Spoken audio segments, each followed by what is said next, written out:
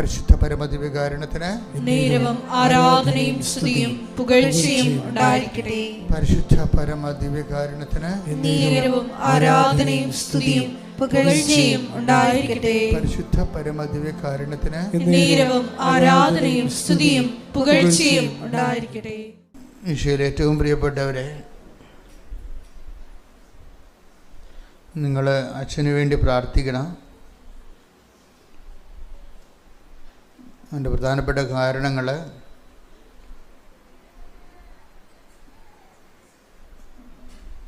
നമ്മളിൽ പലർക്കുമുള്ളത് പലതരത്തിലുള്ള ജീവിത പ്രശ്നങ്ങളും പ്രയാസങ്ങളൊക്കെയാണ്. അപ്പോൾ സുവിശേഷത്തിൻ്റെ ധ്യാനങ്ങളെല്ലാം തന്നെ മനുഷ്യനെ അതാത് കാലത്ത് അവൻ അനുഭവിക്കുന്ന പ്രയാസങ്ങളെ തരണം ചെയ്യാൻ വേണ്ടി അവനെ എക്വിപ്പ് ചെയ്യുന്നതാണ്. അതിന് ദൈവം തന്നെ നമുക്ക് സന്ദേശം തരണം.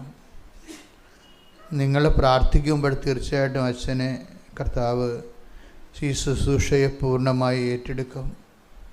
മാതാവിൻ്റെ പ്രത്യക്ഷീകരണ സന്നിധാനത്തിലാണ് നിൽക്കുന്നുവെന്നുള്ളതാണ് എൻ്റെ മറ്റൊരു ധൈര്യം. കാര്യം ഈ ഉടമ്പടിയെല്ലാം പുതിയ കാര്യങ്ങളാണ്. ഓരോ ദിവസവും ദൈവാനുഭവത്തിൻ്റെ പുതിയ പാഠങ്ങൾ, അധ്യായങ്ങൾ മനുഷ്യരെ പറയുമ്പോൾ നമ്മൾ കണ്ണ് നിറഞ്ഞു പോകും. ഞങ്ങൾ ഇങ്ങനെ ഒരു യോഗങ്ങളെല്ലാം കൂടി, മീറ്റിംഗ് കൂടി, നമുക്ക് ഉടമ്പടി പോലൊരു സംഭവം ചെയ്യണം, ആൾക്കാരെ കൊണ്ട് ഇങ്ങനെയൊക്കെ സാക്ഷ്യം പറയിപ്പിക്കണം, അത് യൂട്യൂബിൽ ഇങ്ങനെ അപ്പ് ചെയ്യണം. ദൈവം സാക്ഷിയായിട്ട് ഇന്ന് വരെ ഇവിടുത്തെ ഒരു ആധ്യാത്മിക കാര്യങ്ങൾക്കും ഞങ്ങൾ ബുദ്ധിപരമായ മീറ്റിങ്ങുകൾ കൂടുകയോ ചർച്ച ചെയ്യുകയോ ചെയ്തിട്ടില്ല. നിരന്തരമായി കർത്താവിൻ്റെ തിരുസന്നിധിയിൽ സത്യസന്ധമായി നിൽക്കും. ആവുന്നത്രോളം കർത്താവിൻ്റെ വചനങ്ങൾ അനുസരിച്ച് ജീവിക്കാൻ നോക്കുകയും മറ്റുള്ളവർ ജീവിക്കാൻ പഠിപ്പിക്കുകയും ചെയ്യും. അപ്പോൾ ദൈവത്തിന് ഞങ്ങളോട് തോന്നിയ ഈ ശുശ്രൂഷ വേദിയോടും അതിൻ്റെ കമ്മിറ്റഡ് ആയിട്ടുള്ള ആൾക്കാരോടും തോന്നിയിട്ടുള്ള ഒരു കരുണയാണ് കൃപാസനം എന്ന് പറഞ്ഞ് ഇന്ന് ലോകത്ത് മുഴുവൻ മനുഷ്യരെ അഭയം പ്രാപിക്കുന്ന ഇടമെന്ന് പറയണം. അപ്പം അതുകൊണ്ട് തന്നെ ഇതെല്ലാം എൻ്റെ സഹോദരങ്ങളെ, ഇതിൻ്റെ അകത്തൊരു ഗിമിക്സുകളോ അല്ലെങ്കിൽ പൊടിക്കൈകളോ ഒന്നും സാധ്യമല്ല. അതെല്ലാം പറ്റിപ്പ് പരിപാടികളാണ്. ദൈവത്തിൻ്റെ പേരിൽ എന്തെങ്കിലും അഭ്യാസം കാണിച്ച് ജനങ്ങളുടെ കണ്ണിൽ പൊടിയിട്ട് ഒരു സിറ്റുവേഷൻസ് ക്രിയേറ്റ് ചെയ്യണം. അതിനൊക്കെ വേറെ ലക്ഷ്യങ്ങളാണ് ഉള്ളത്. ദൈവരാജ്യത്തിൻ്റെ ലക്ഷ്യങ്ങളല്ല. ദൈവരാജ്യത്തിൻ്റെ ലക്ഷ്യമെന്ന് പറയുമ്പോൾ ദൈവരാജ്യം എപ്പോഴും വരണ ശക്തിയിലായിരിക്കും, അത് അടയാളങ്ങളിലൂടെ ആയിരിക്കും. നിങ്ങളിന്ന് കൃപാസനത്തിൽ അനുദിനം പറഞ്ഞു കൂട്ടുന്ന എല്ലാം നമ്മളിൽ പ്രവർത്തിക്കുന്ന, നമ്മളിലേക്ക് വന്നുകൊണ്ടിരിക്കുന്ന ദൈവാധിപത്യത്തിൻ്റെ അടയാളങ്ങളാണ്. അതുകൊണ്ട് തന്നെ ദൈവാധിപത്യം ഒരു വിഷയം. ഇപ്പം നമ്മൾ ദൈവാധീനം എന്ന് പറയണത് പ്രോവിഡൻസാണ്. പ്രോവിഡൻസ് ഒരു കിൻഡർ ഗാർട്ടൻ ഏർപ്പാടാണ്. ദൈവപരിപാലനം എന്നൊക്കെ പറയും. അതിൻ്റെ മച്ചുവറായിട്ടുള്ള ഫോം എന്ന് പറയുന്നത് ദൈവാധികാരമാണ്. ദൈവാധീനമല്ല, ദൈവാധികാരം. ഒരു വ്യക്തി ക്രമേണ ദൈവാധികാരത്തിൻ്റെ കീഴിലാകും. അപ്പോൾ ദൈവരാജ്യമാകും. അതാണ് സ്വർഗസ്ഥനായ ഞങ്ങളുടെ പിതാവേ, അങ്ങയുടെ നാമം പൂജിതമാകണമേ, അങ്ങയുടെ രാജ്യം വരണമേ. അപ്പോൾ ദൈവരാജ്യം എന്ന് പറഞ്ഞാൽ എന്താണ്? ഒരു വ്യക്തി, the kingdom of God where God reigns. എവിടെയാണ് ദൈവത്തിന് അധികാരമുള്ളത്? ഇപ്പം ഞങ്ങളെപ്പോലെയുള്ള പ്രഘോഷകരുടെ ലക്ഷ്യം എന്താണ്? ജനതയെ ദൈവാധികാരത്തിൽ അടിസ്ഥാനപ്പെടുത്തുക. അപ്പോൾ ഞങ്ങളെപ്പോലുള്ളവരുടെ പ്രാർത്ഥന എന്തായിരിക്കും? കർത്താവേ, എനിക്ക് പ്രാർത്ഥിക്കാനോ പ്രസംഗിക്കാനോ വേണ്ട വിധം പ്രവർത്തിക്കാനോ കഴിയത്തില്ല. അതുകൊണ്ട് നീ ഞങ്ങളെ ഉപകരണമാക്കിക്കൊണ്ട് ജനങ്ങളെ ദൈവാധിപത്യത്തിലേക്ക് കൊണ്ടുവരണമെന്ന് പ്രാർത്ഥിക്കും. നിങ്ങളുടെ വസ്തു വിറ്റ് മാറണമേ, നിങ്ങളുടെ മക്കളെ കെട്ടിക്കണമേ, നിങ്ങൾക്ക് വിസ പുതുക്കി കിട്ടണമേ, ഇങ്ങനെയൊന്നും കാറിക്കൂയൊന്നും ഞങ്ങളാരും പ്രാർത്ഥിക്കത്തില്ല. പ്രാർത്ഥന ഇടയ്ക്ക് വല്ലതും പറയുമെന്നേ ഉള്ളത്. പക്ഷെ ഞങ്ങൾ പ്രാർത്ഥിക്കുന്നതും പഠിപ്പിക്കുന്നതും എല്ലാം എന്താണ്? ജനങ്ങളെ ദൈവാധിപത്യത്തിൽ കൊണ്ടുവരണമേ. ജനങ്ങളെ ദൈവാധിപത്യത്തിൽ കൊണ്ടുവന്നാൽ നമ്മൾ ദൈവത്തിൻ്റെ മുതലായിട്ട് മാറും. അതാണ് വിഷയം. ദൈവത്തിൻ്റെ മുതലിനെ സാത്താൻ തൊടത്തില്ല. അതാണ് എൻ്റെ വിജയമെന്ന് പറയണത്. ദൈവത്തിൻ്റെ ഉരുപ്പടി, ദൈവത്തിൻ്റെ അവകാശത്തെ സാത്താൻ തൊടത്തില്ല. മറിച്ച് പുറമ്പോക്ക് പൊതുമുതലിനെയാണ് നാട്ടുകാർ ഇങ്ങനെയുള്ളത് വേറെ ആക്രമിക്കുന്നത്. നിങ്ങളെ പ്രലോഭനങ്ങളാൽ ആക്രമിക്കപ്പെടുന്നുവെന്ന് കണ്ടാൽ നിങ്ങൾ ദൈവാധിപത്യത്തിലല്ലെന്നും നിങ്ങൾ പുറമ്പോക്ക് മുതലാണെന്നും ആർക്കെങ്കിലും നിങ്ങളെ ആക്രമിക്കാവുന്നതാണ് എൻ്റെ അർത്ഥം. ദാറ്റ് മീൻസ് നിങ്ങൾ സുരക്ഷിതരല്ലെന്ന്, നിങ്ങൾ അരക്ഷിതരാണെന്ന്. അതുകൊണ്ട് തന്നെ മനുഷ്യൻ്റെ സുരക്ഷിതത്വം എന്ന് പറയുന്നത് മനുഷ്യനെ ദൈവാധിപത്യത്തിലേക്ക് കൊണ്ടുവന്ന് ദൈവത്തിൻ്റെ മുതലാക്കി മാറ്റണം. അപ്പോൾ തുരുമ്പും കീടങ്ങളും ഒന്നും നശിപ്പിക്കാത്ത, സാത്താൻ ആക്രമിക്കാത്ത, ദൈവപരിപാലന നയിക്കപ്പെടുന്ന ദൈവത്തിൻ്റെ സ്വന്തമായി മാറും. അതുകൊണ്ടാണ് യേശുക്രിസ്തുവിൻ്റെ സ്വന്തവും സ്വന്തമാകാൻ വിളിക്കപ്പെട്ടവരും എന്ന് വചനം പറയണത്. പ്രാർത്ഥിക്കുക. കർത്താവായ ദൈവമേ, ഓരോ വചന ശുശ്രൂഷയിലൂടെയും ഞങ്ങളെ ക്രിസ്തുവിന്റെ സ്വന്തവും സ്വന്തമാകാനുള്ള വിളി തിരിച്ചറിഞ്ഞ് ജീവിക്കാനുള്ള ത്വര ഞങ്ങൾക്ക് അഭിഷേകമായി നൽകണമേ. ഞങ്ങൾക്ക് അഭിഷേകമായി നൽകണമേ. ശ്രുതികട ഹല്ലേലൂയ.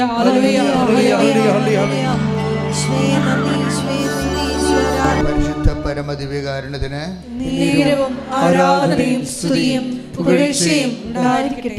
നമ്മൾ ദൈവത്തിൻ്റെ ഒരു സ്വന്തം,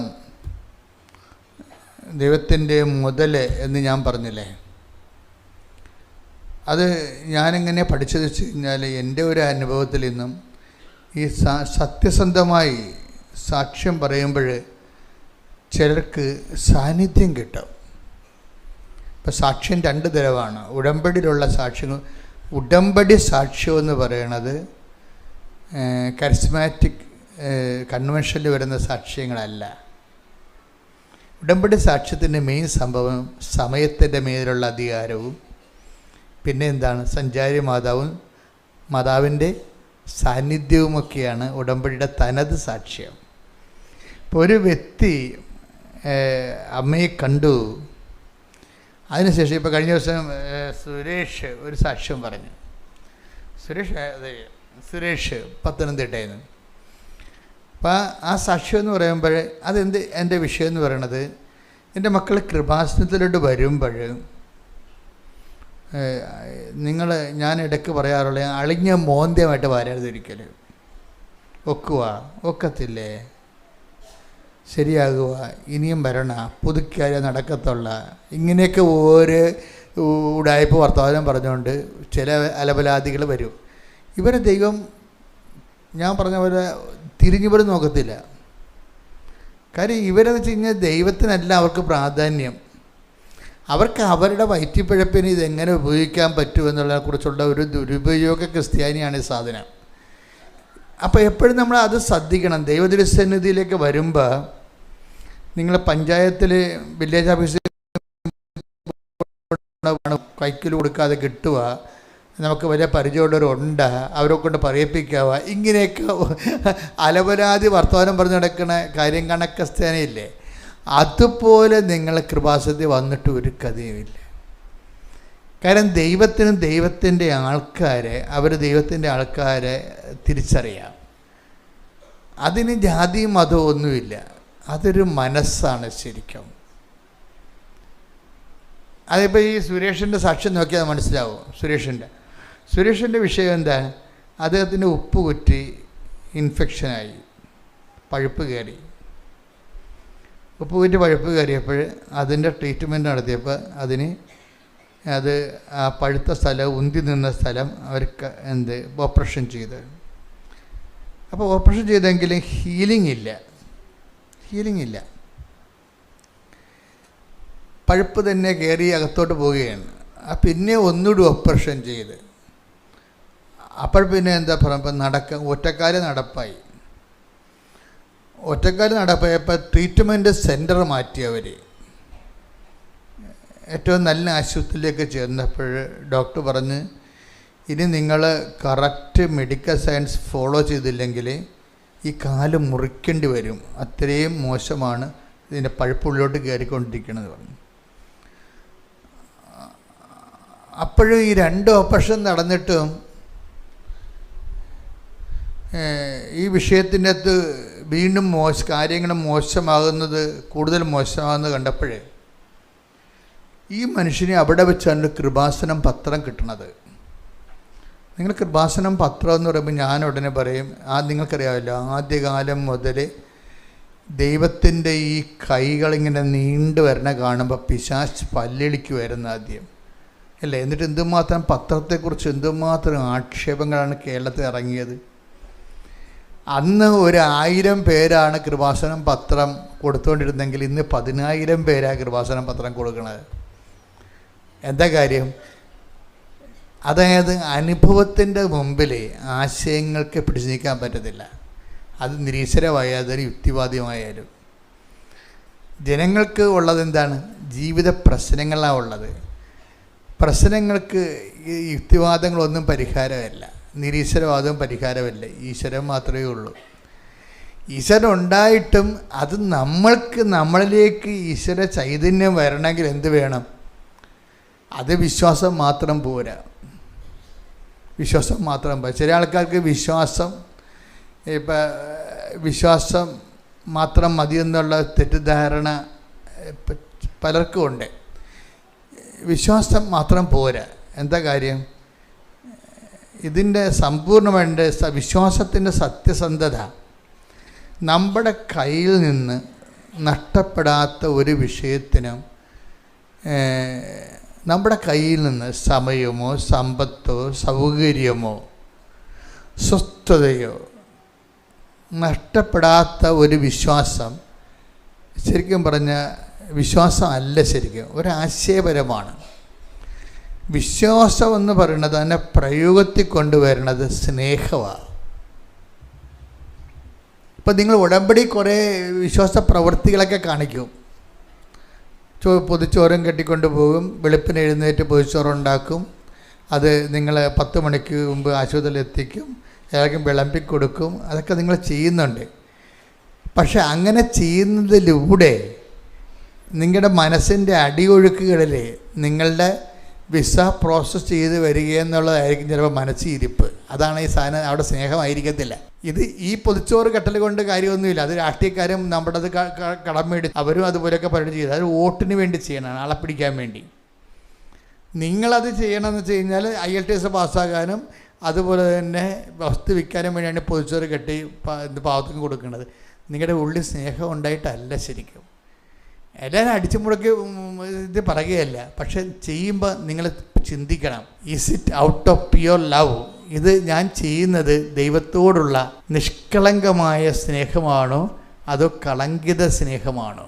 നിങ്ങൾ സ്നേഹം കാണിക്കണമെന്നില്ല എന്നല്ല, എല്ലാവരും സ്നേഹം കാണിക്കുന്നുണ്ട്, ആവശ്യത്തിന് സഹായിക്കുന്നുണ്ട്.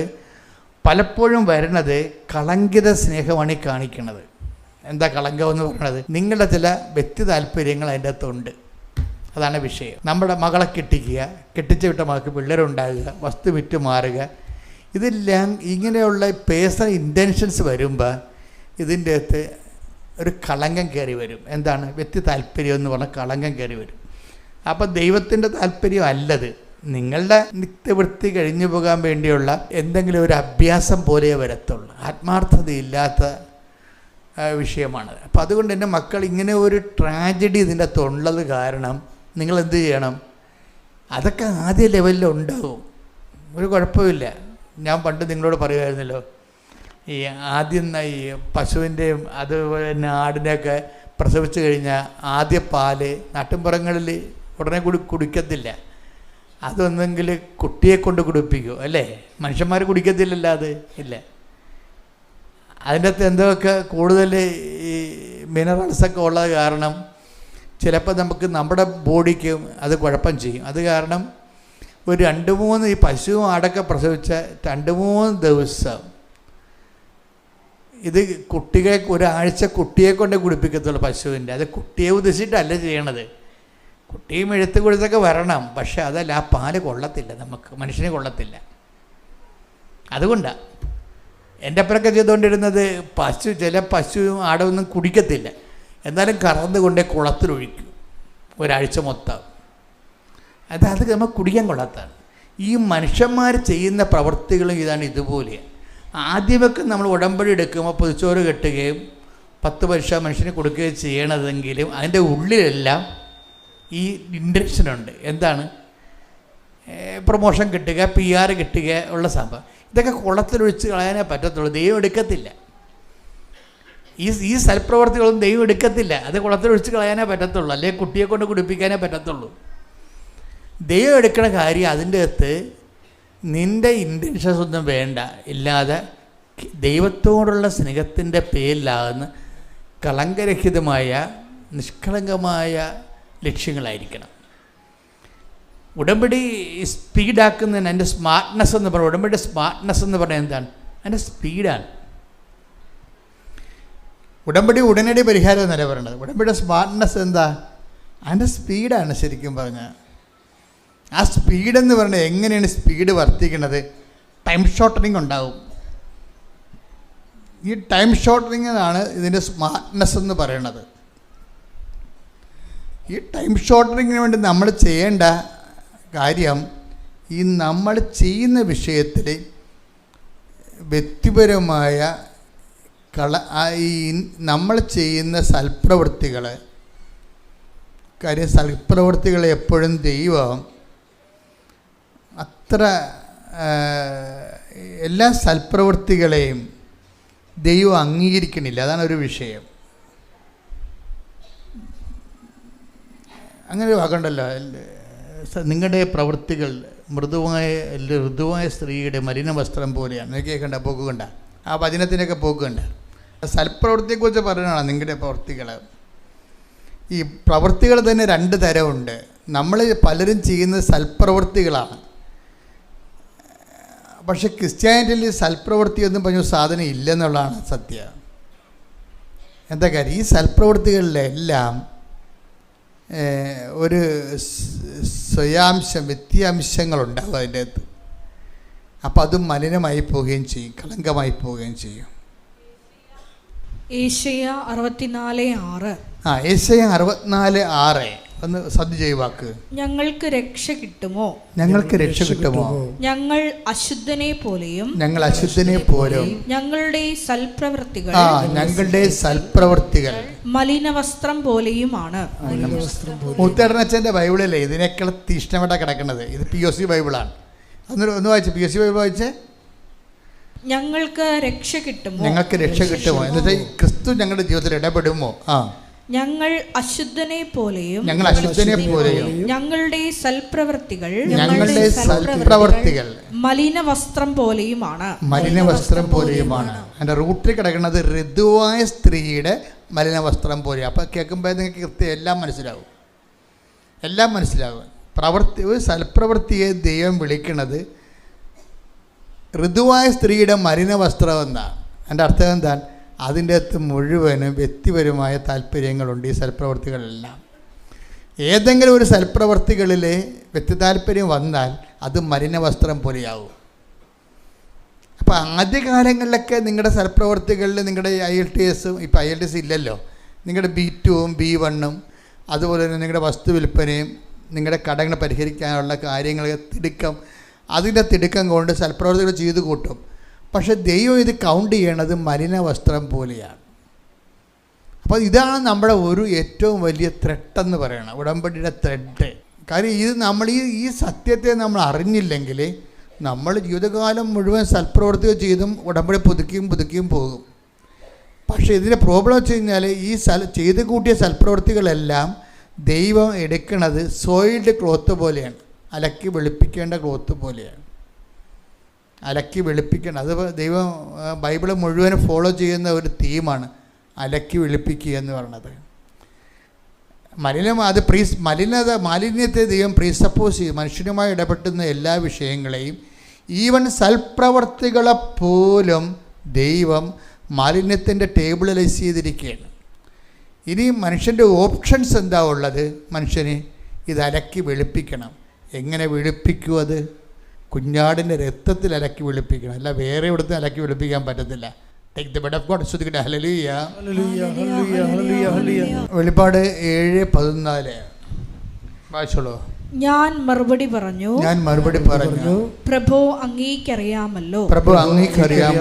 അപ്പോൾ അവൻ പറഞ്ഞു, ഇവരാണ് വലിയ ഞെരുക്കത്തിൽ നിന്ന് വന്നവർ, കുഞ്ഞാടിന്റെ രക്തത്തിൽ തങ്ങളുടെ വസ്ത്രങ്ങൾ കഴുകി വെളുപ്പിച്ചവർ. ഇതാണ് വിഷയം. അതായത് ഇത് രണ്ടും കൂടി കൂട്ടി വായിക്കണം. നേരത്തെ വായിച്ചത് ഐസയ്യ എത്രയാണ്? ഐസയ്യ 64:6. ഞങ്ങൾക്ക് രക്ഷ കിട്ടുമോ, ഞങ്ങൾ അശുദ്ധനെ പോലെയും ഞങ്ങളുടെ സൽപ്രവർത്തികൾ മലിന വസ്ത്രം പോലെയുമാണ്. അപ്പോൾ ഈ രക്ഷ കിട്ടാൻ എന്താ മാർഗം എന്നാണ്. ഇപ്പം നമ്മുടെ സൽപ്രവർത്തികളിൽ വ്യക്തിപരമായ ഇൻറ്റൻഷൻസ് കയറി അത് കളങ്കിതമായി പോയെന്ന് വിചാരിച്ചോ? പറഞ്ഞ മനസ്സിലായി. നമ്മുടെ സൽപ്രവർത്തികളിൽ പോലും വ്യക്തിപരമായ ഇൻറ്റൻഷൻസ് കയറി.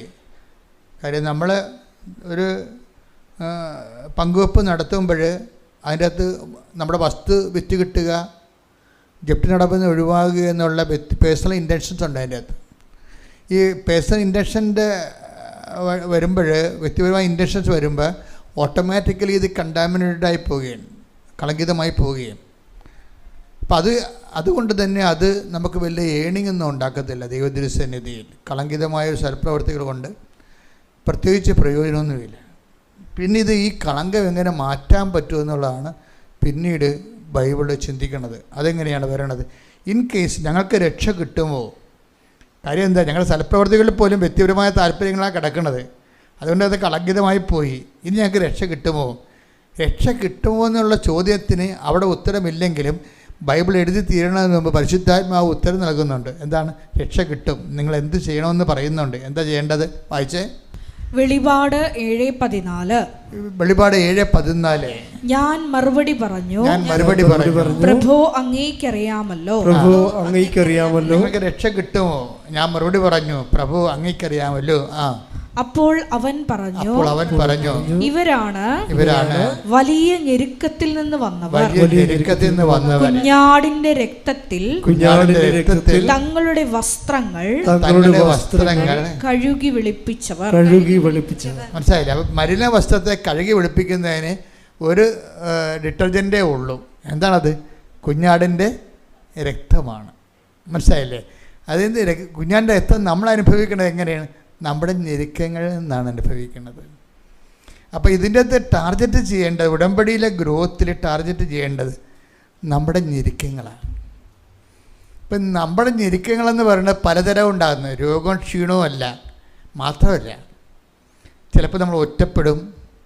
ചിലപ്പോൾ നിങ്ങൾ ഉടമ്പടി എടുക്കുന്നതോടുകൂടി നിങ്ങളെ ഇന്ന് വരെ സപ്പോർട്ട് ചെയ്തിരുന്ന ആൾക്കാർ, നിങ്ങളുടെ കൂട്ടുകാരുണ്ടാകും. ചിലപ്പോൾ അവർ ഈ വഴി വരുന്ന ആൾക്കാരായിരിക്കത്തില്ല.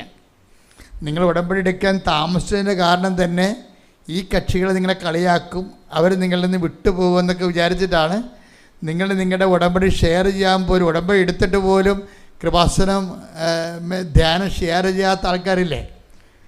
അവരുടെയൊക്കെ കാര്യത്തിൽ തീരുമാനം ഉണ്ടാകാൻ പോകുന്നുണ്ട്. കാപട്യം കർത്താവ് വെച്ച് പൊറപ്പിക്കത്തില്ല. നിങ്ങൾ ആരെയാണ് പേടിക്കണത്? ദൈവത്തെക്കാൾ ഒരു പട്ടിക്കാട്ടത്തിൻ്റെ വില പോലും ദൈവം കൊടുക്കാത്ത ഇതുപോലെ പരട്ട മനുഷ്യരാണ് നിങ്ങൾ പേടിക്കുന്നത്. ദൈവത്തെക്കാൾ ഉപരി യു മസ്റ്റ് ഷെയർ ഇറ്റ്. നിങ്ങൾ എന്ത് ചെയ്യണം? നിങ്ങൾ ദൈവവുമായിട്ട് നിങ്ങൾ ലിങ്കായ പിന്നെ ആരെയും നിങ്ങൾ ഒന്നാം സ്ഥാനത്ത് കൊണ്ടുവരരുത്. പാപമെന്ന് പറഞ്ഞാൽ എന്താ നിങ്ങൾക്കറിയാവോ? അനുതാപം എന്ന് പറഞ്ഞാൽ എന്താണെന്നറിയാവോ? അനുതാപം എന്ന് പറയണത് പാപത്തിൽ നിന്ന് വിട്ടുമാറുന്നതും പാപത്തെക്കുറിച്ചുള്ള ദുഃഖവുമല്ല. അനുതാപം എന്ന് പറഞ്ഞാൽ പാപത്തെക്കുറിച്ചുള്ള ദുഃഖമല്ല. അതുപോലെ തന്നെ പാപം എന്ന് പറഞ്ഞാൽ നിയമലംഘനവുമല്ല. പാപം നിയമലംഘനമാകുന്നു, പക്ഷെ അതല്ല പ്രശ്നം. പാപം എന്താണെന്ന് ഐഡൻറ്റിഫൈ ചെയ്തില്ലെങ്കിൽ അനുതാപം അവതാളത്തിലാകും. പാപത്തെ നമുക്ക് ഐഡൻറ്റിഫൈ ചെയ്യാൻ പറ്റണില്ല എന്നുണ്ടെങ്കിൽ നിങ്ങൾ ഇത്രയും നാൾ എടുത്ത അനുതാപങ്ങളെല്ലാം ഫേക്ക് സംഭവമാണ്, ഡ്യൂപ്ലിക്കേറ്റ് അനുതാപത്തിൻ്റെ കുന്നംകുളം സെറ്റ് എന്ന് പറയും. അനുതാപത്തിൻ്റെ എന്താ പ്രശ്നം? പാപ നിയമലംഘനമാണ്. എടുത്ത് ശ്രുതികട്ടെ ഹല്ലേലൂയ ഹല്ലേലൂയ ഹല്ലേലൂയ ഹല്ലേലൂയ യേശുവേ നന്ദി ഹല്ലേലൂയ ഹല്ലേലൂയ ഹല്ലേലൂയ ഹല്ലേലൂയ ഹല്ലേലൂയ യേശുവേ ആരാധന ആരാധന. 1 യോഹന്നാൻ 3:4 പാപം ചെയ്യുന്നവൻ നിയമം ലംഘിക്കുന്നു. പാപം നിയമലംഘനമാണ്. ഇപ്പൊ കേൾക്കുമ്പോൾ നിങ്ങൾ ഓർക്കും 10 കൽപ്പന ലംഘനമാണ് പാപം. എന്നാൽ 10 കൽപ്പന അങ്ങോട്ട് പാലിച്ചാൽ മതിയില്ല, പ്രസംഗം തീർന്നില്ല, പ്രസംഗം തീരത്തില്ല. നമ്മൾ കേൾക്കുമ്പോൾ എന്ത് തോന്നും? പാപം നിയമലംഘനമല്ലേ? അപ്പം നിയമം എന്ന് പറയുന്നത് 10 കൽപ്പന അല്ലേ? 10 കൽപ്പന അങ്ങോട്ട് പാലിച്ചാൽ മതിയല്ല. പിന്നെ നിയമലംഘനമില്ലല്ല, പാപമില്ലല്ല, ഒറ്റ നടക്ക് പോകത്തില്ല. എന്താ കാര്യം? പാപം നിയമലംഘനമല്ല.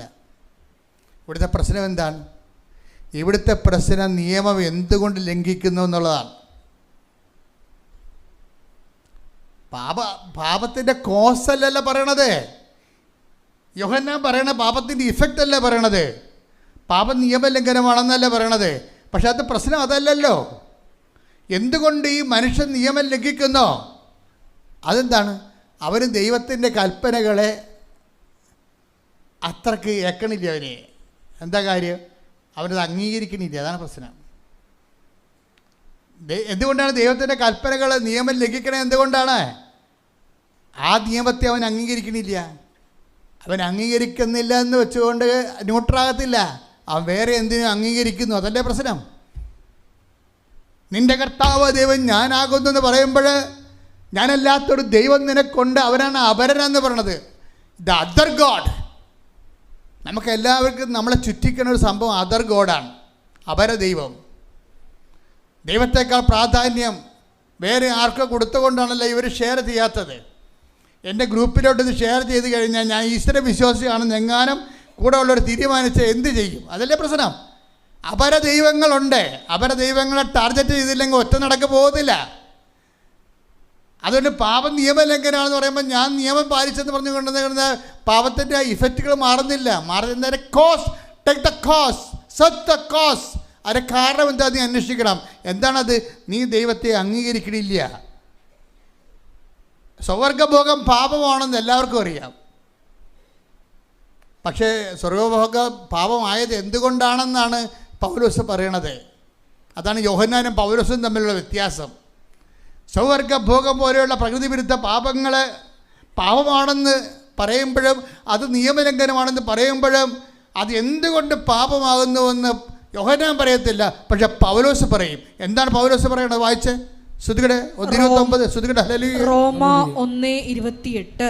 റോമ 1:28. ദൈവത്തെ അംഗീകരിക്കുന്നത്. That's the point. എന്താ പറയണത്? ഏറ്റു പറഞ്ഞേ. ദൈവത്തെ അംഗീകരിക്കുന്നത്. ദൈവത്തെ അംഗീകരിക്കുന്നത് പോരായ്മയായി അവർ കരുതിയത് നിമിത്തം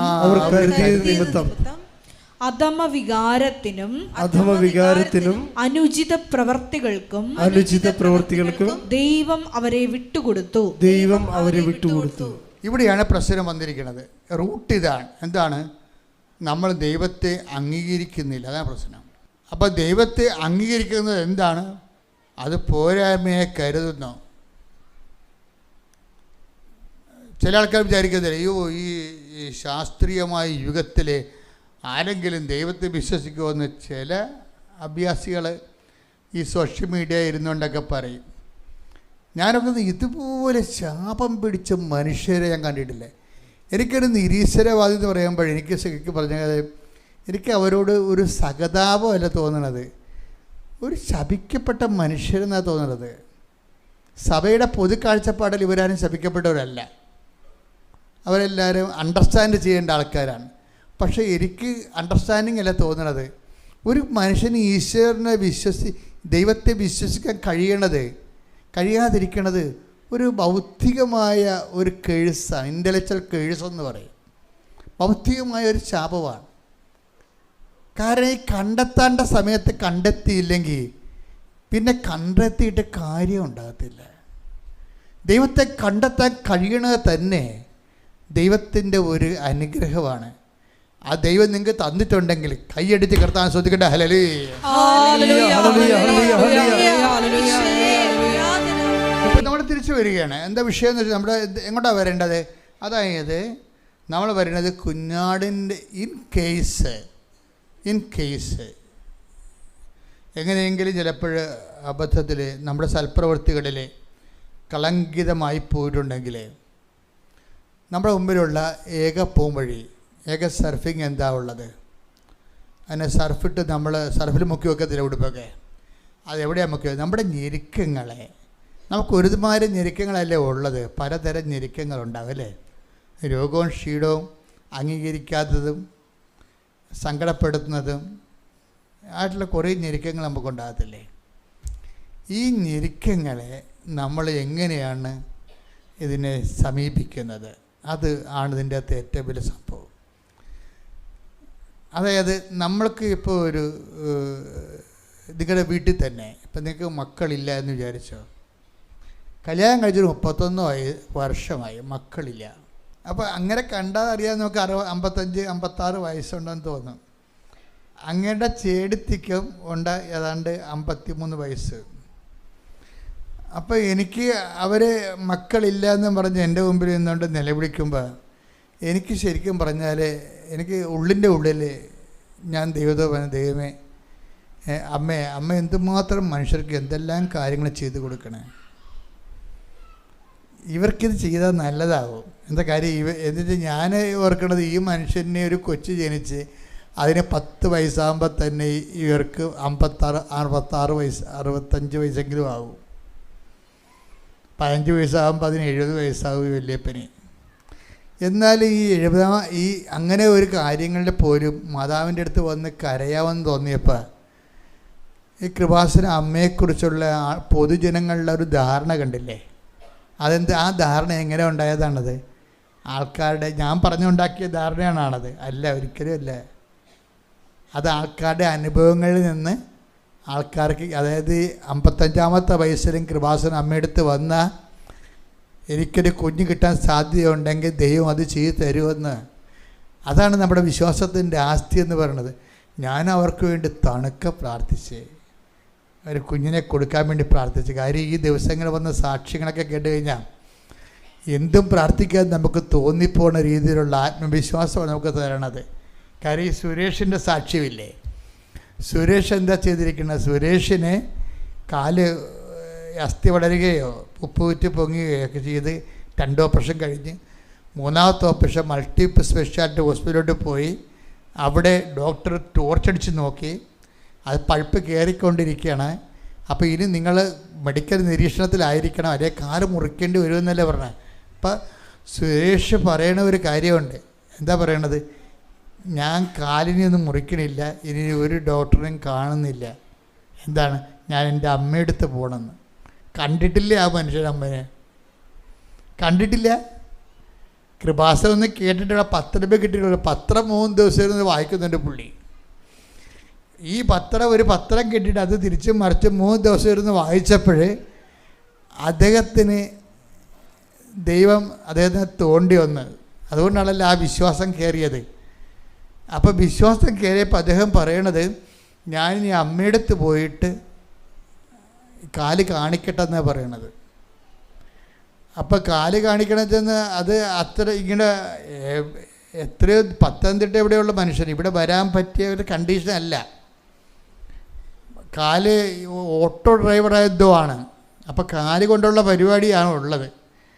ഈ കാലാണെങ്കിൽ തൊട്ടാ ജീവൻ പോണ കാലുമാണ്. അത് വെച്ചെൻ്റെ ഇവിടം വരെ ഓടിക്കാനും പറ്റണില്ല. എങ്കിലും വൈഫായിട്ട് പോന്നിരിക്കുകയും കുറച്ച് കഴിഞ്ഞപ്പോൾ മനസ്സ് തളർന്ന് ഇടയ്ക്ക് വെച്ച് വീണ് പോയി. പിന്നെ പറഞ്ഞ്, അമ്മേ എന്നെ അമ്മ തന്നെ അകത്ത് അവിടെ എത്തിക്കണമെന്ന് പറഞ്ഞു. അതാണ് വിഷയം. പഴുത്ത കാലുമായിട്ട്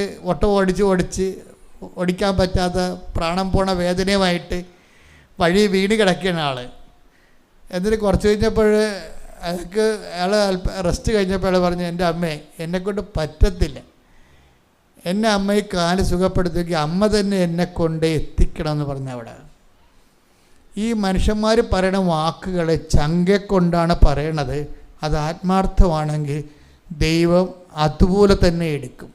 ദൈവത്തെ പരീക്ഷിക്കാൻ വേണ്ടി അങ്ങനെ പ്രാർത്ഥിച്ച് ഒക്കട്ടെ കിട്ടിയ ഊട്ടിയതൊക്കെ പറഞ്ഞ് പറയുന്നത് അവന്മാരാണ് വന്ന് പാഴ്സൽ പണി മേടിക്കണത്. അല്ലാത്ത ആത്മാർത്ഥമായിട്ടാണ് ദൈവത്തെ അന്വേഷിക്കണമെന്നുണ്ടെങ്കിൽ ആ ഓൺ ദ സ്പോട്ടിൽ ഹിറ്റാവും. അത് എന്താ സംഭവിച്ചിരിക്കണത്?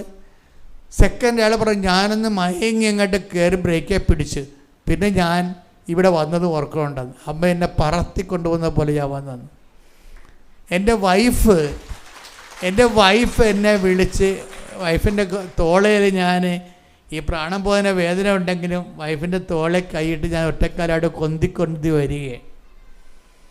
അപ്പം ചീട്ട് കിട്ടാൻ ഒരു മാർഗമില്ല, കാര്യം ഇവിടെ രേഖകളൊന്നും കൊണ്ടുവന്നിട്ടില്ല. അപ്പം ചീട്ട് കിട്ടാനുള്ള മാർഗമില്ലാതെ ഉടമ്പടി എടുത്തിട്ട് ഇവിടെ നിൽക്കുന്ന ആൾ. അപ്പോൾ ഒരമ്മ വന്നിട്ടും പറഞ്ഞ് ഇയാൾക്ക് ചീട്ട് കൊടുക്കണമെന്ന് പറഞ്ഞ്, അപ്പം തന്നെ മാനേജർ എഴുതി കൊടുത്ത്. അതാരാണെന്ന് ഇപ്പോഴും അറിയത്തില്ല അയാൾക്ക്. അതാണ് രസം. ഈ അമ്മയെ പിന്നീട് പല പ്രാവശ്യം കണ്ടിട്ടുണ്ട്. അത് മാതാവിൻ്റെ രീതിയിലാണ് കണ്ടിരിക്കുന്നത്. ഭയങ്കര രസമായി ഈ സഞ്ചാരി മാതാവിൻ്റെ വിഷയങ്ങൾ. അതായത് ഇതിന് ശേഷം ഈ മനുഷ്യൻ ഇവിടെ വരുമ്പോൾ ഇയാളുടെ കയ്യിലുള്ള പേപ്പർ എന്താണെന്ന് വെച്ച് കഴിഞ്ഞാൽ, അവിടെ എഴുതി കൊടുത്ത പേപ്പർ ഞാൻ മാതാവിന് കൊടുത്തിട്ട് ഇയാളുടെ കാലയിൽ താഴെ ഇരുന്ന് കാലാഭരണത്തിൽ കൈവച്ച് കുറേ നേരം ഇരുന്ന് വിശ്വാസപ്രമാണം ചെല്ലും. അപ്പം അത് എന്തുകൊണ്ടാണ് വിഷയം എന്ന് പറയണത്? ഈ ദൈവം ഏറ്റെടുത്ത കേസാണെങ്കിൽ ഗ്രീൻ ചാനലിൽ പോരും. അത് എന്ത് വിഷയമാണെങ്കിൽ എൻ്റെ മനസ്സിൽ ഇങ്ങനെയുള്ളവരെ കാണുമ്പോൾ എനിക്ക് അയാളെ കണ്ടു കഴിഞ്ഞാൽ ഈ ജന്മത്തിൽ സുഖപ്പെടത്തില്ലെന്ന് ആർക്കും മനസ്സിലാവും. പക്ഷെ എൻ്റെ മനസ്സ് പറയട്ടെ, അമ്മ ഇയാളെ സുഖപ്പെടുത്തുമെന്ന്. അതാണ് വിഷയം. ആ വിഷയമാറ്റം അതാണ്. നമ്മളെ നേരിട്ട് കണ്ട അയാളെ സുഖപ്പെടത്തില്ല. പക്ഷേ എൻ്റെ മനസ്സിൽ അമ്മ ഒരു ബോധ്യം നിന്നിരിക്കുകയാണ്, ആ കേസ് ഞാൻ ഏറ്റെടുത്തുള്ള കേസാണ്, അത് നീ ഞാൻ തൊട്ടാൽ മതി, നീ വലിയ അഭ്യാസമൊന്നും കാണിക്കണ്ട, വലിയ പ്രാർത്ഥന ഒന്നും പ്രാർത്ഥിക്കേണ്ട, ജസ്റ്റ് തൊട്ടാൽ മതി, ആ വിഷയം ടേക്കപ്പ് ചെയ്യുമെന്ന് പറഞ്ഞു. ഞാനിങ്ങനെ തൊട്ട് പ്രാർത്ഥിക്കുക മനുഷ്യനെ വിട്ട് വീട്ടിൽ ചെന്നപ്പോഴുണ്ട് ഈ സാധനം കരിഞ്ഞിരിക്കണം. അപ്പം അയാൾ അതിൻ്റെ ഉള്ളിൽ പറയുന്നുണ്ട്, അന്ന് അയാളൊരു സ്വപ്നം കണ്ടേ രാത്രി. ജോസഫച്ചൻ തൊട്ട കാര്യമല്ല ഇത്. അന്ന് അമ്മ തന്നെ വന്നിട്ട് അയാളുടെ കാര്യത്തൊട്ട് പ്രാർത്ഥിക്കുന്നുണ്ട്. അതാണ് രസം. അമ്മ തന്നെ വന്നിട്ട് കാര്യത്തൊട്ട് പ്രാർത്ഥിക്കുന്നുണ്ട്. അങ്ങനെയാണ് ആ സാധനം കരിഞ്ഞത്. ഇപ്പം ഞാൻ ഓർക്കണമെന്ന് വെച്ച് കഴിഞ്ഞാൽ, അതായത് നമ്മളൊന്ന് സത്യസന്ധമായി ദൈവതിരുസന്നിധി, എൻ്റെ മക്കളോട് ഞാൻ എപ്പോഴും ശാസിച്ച് സംസാരിക്കണില്ലേ നിങ്ങളോട്? അതെന്തുകൊണ്ടാണ് അങ്ങനെ സംസാരിക്കണമെന്ന് ചോദിച്ചു കഴിഞ്ഞാൽ, നിങ്ങൾ ഇങ്ങനെ ആലപ്പുഴ നടന്ന് കാല് തേയേണ്ട ഒരു കാര്യമില്ല. നിങ്ങൾ മര്യാദക്കൊന്ന് ആത്മാർത്ഥമായി ദൈവത്തോട് നിങ്ങൾ ചെയ്യുന്ന കാര്യങ്ങൾ ദൈവസ്നേഹത്തോടെ ചെയ്യണം, ദൈവത്തിന് വേണ്ടി ചെയ്യണം. അല്ലാതെ എന്തെങ്കിലും കാര്യം കാണാൻ വേണ്ടി തൽക്കാലത്തേക്ക് കുറുക്കം പണ്ട് നീലച്ചായത്തി വീണ പോലെ ചാഞ്ഞ് വീണിട്ട് കാര്യമില്ല. മഴ പെയ്യുമ്പോൾ കളർ പോകത്തില്ല, ദൈവത്തിന് ഗ്യാരണ്ടി കൊടുക്കണം. ഇവിടുത്തെ മെയിൻസ്. അതുകൊണ്ടാണ് ഞാൻ നിങ്ങളോട് ചൂടാണത്. പല ആൾക്കാരും ഉടമ്പടിക്കുന്ന കുറുക്കൻ നീലച്ചായത് വീട്ടിൽ ശ്രീകൃഷ്ണനായി പോയ പോലുള്ള സംഭവമാണ്. കുറച്ച് നാളത്തേക്ക് ഉപവാസവും, കുറച്ച് നാളത്തേക്ക് അതുപോലെ തന്നെ ദാനധർമ്മവും, കുറച്ച് നാളത്തേക്ക് മിണ്ടടക്കം പാലിക്കലും സമാധാന കാംക്ഷികളുമായിട്ടൊക്കെ നടക്കും. അത് നീലച്ചായത്ത് വീണതാ. മഴ പെയ്യുമ്പോൾ ചായ പോകും.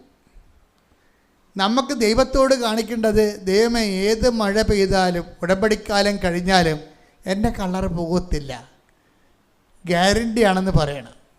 ദൈവത്തിനൊരു ഗ്യാരണ്ടി കൊടുക്കാൻ പറ്റിയ എൻ്റെ മക്കളെ, ഇന്ന് സഞ്ചാരി മാതാവ് നിങ്ങളുടെ വീട്ടിൽ വന്നിരിക്കും. ശ്രദ്ധിക്കട്ടെ. ഹല്ലേലൂയ, ഹല്ലേലൂയ, ഹല്ലേലൂയ, ഹല്ലേലൂയ. മഹത്വം,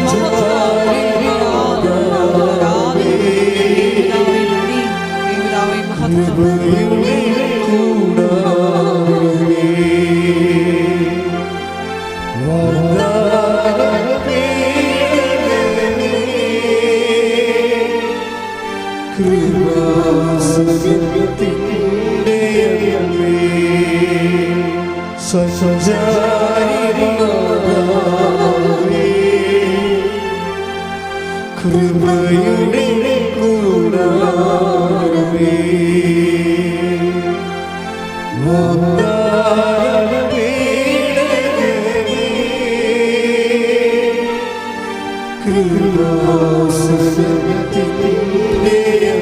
സഞ്ചാരി മാതാവേ, ഒരുമിച്ച് സ്വരത്തിൽ പാടും.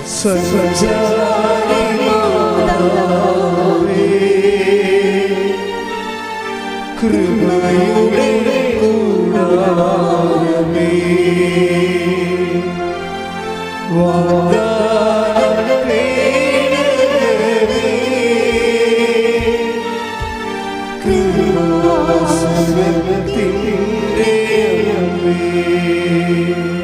പരിശുദ്ധ പരമദിവ്യകാരുണ്യത്തിന് ആരാധനയും സ്തുതിയും പുകഴ്ചയും ഉണ്ടായിരിക്കട്ടെ.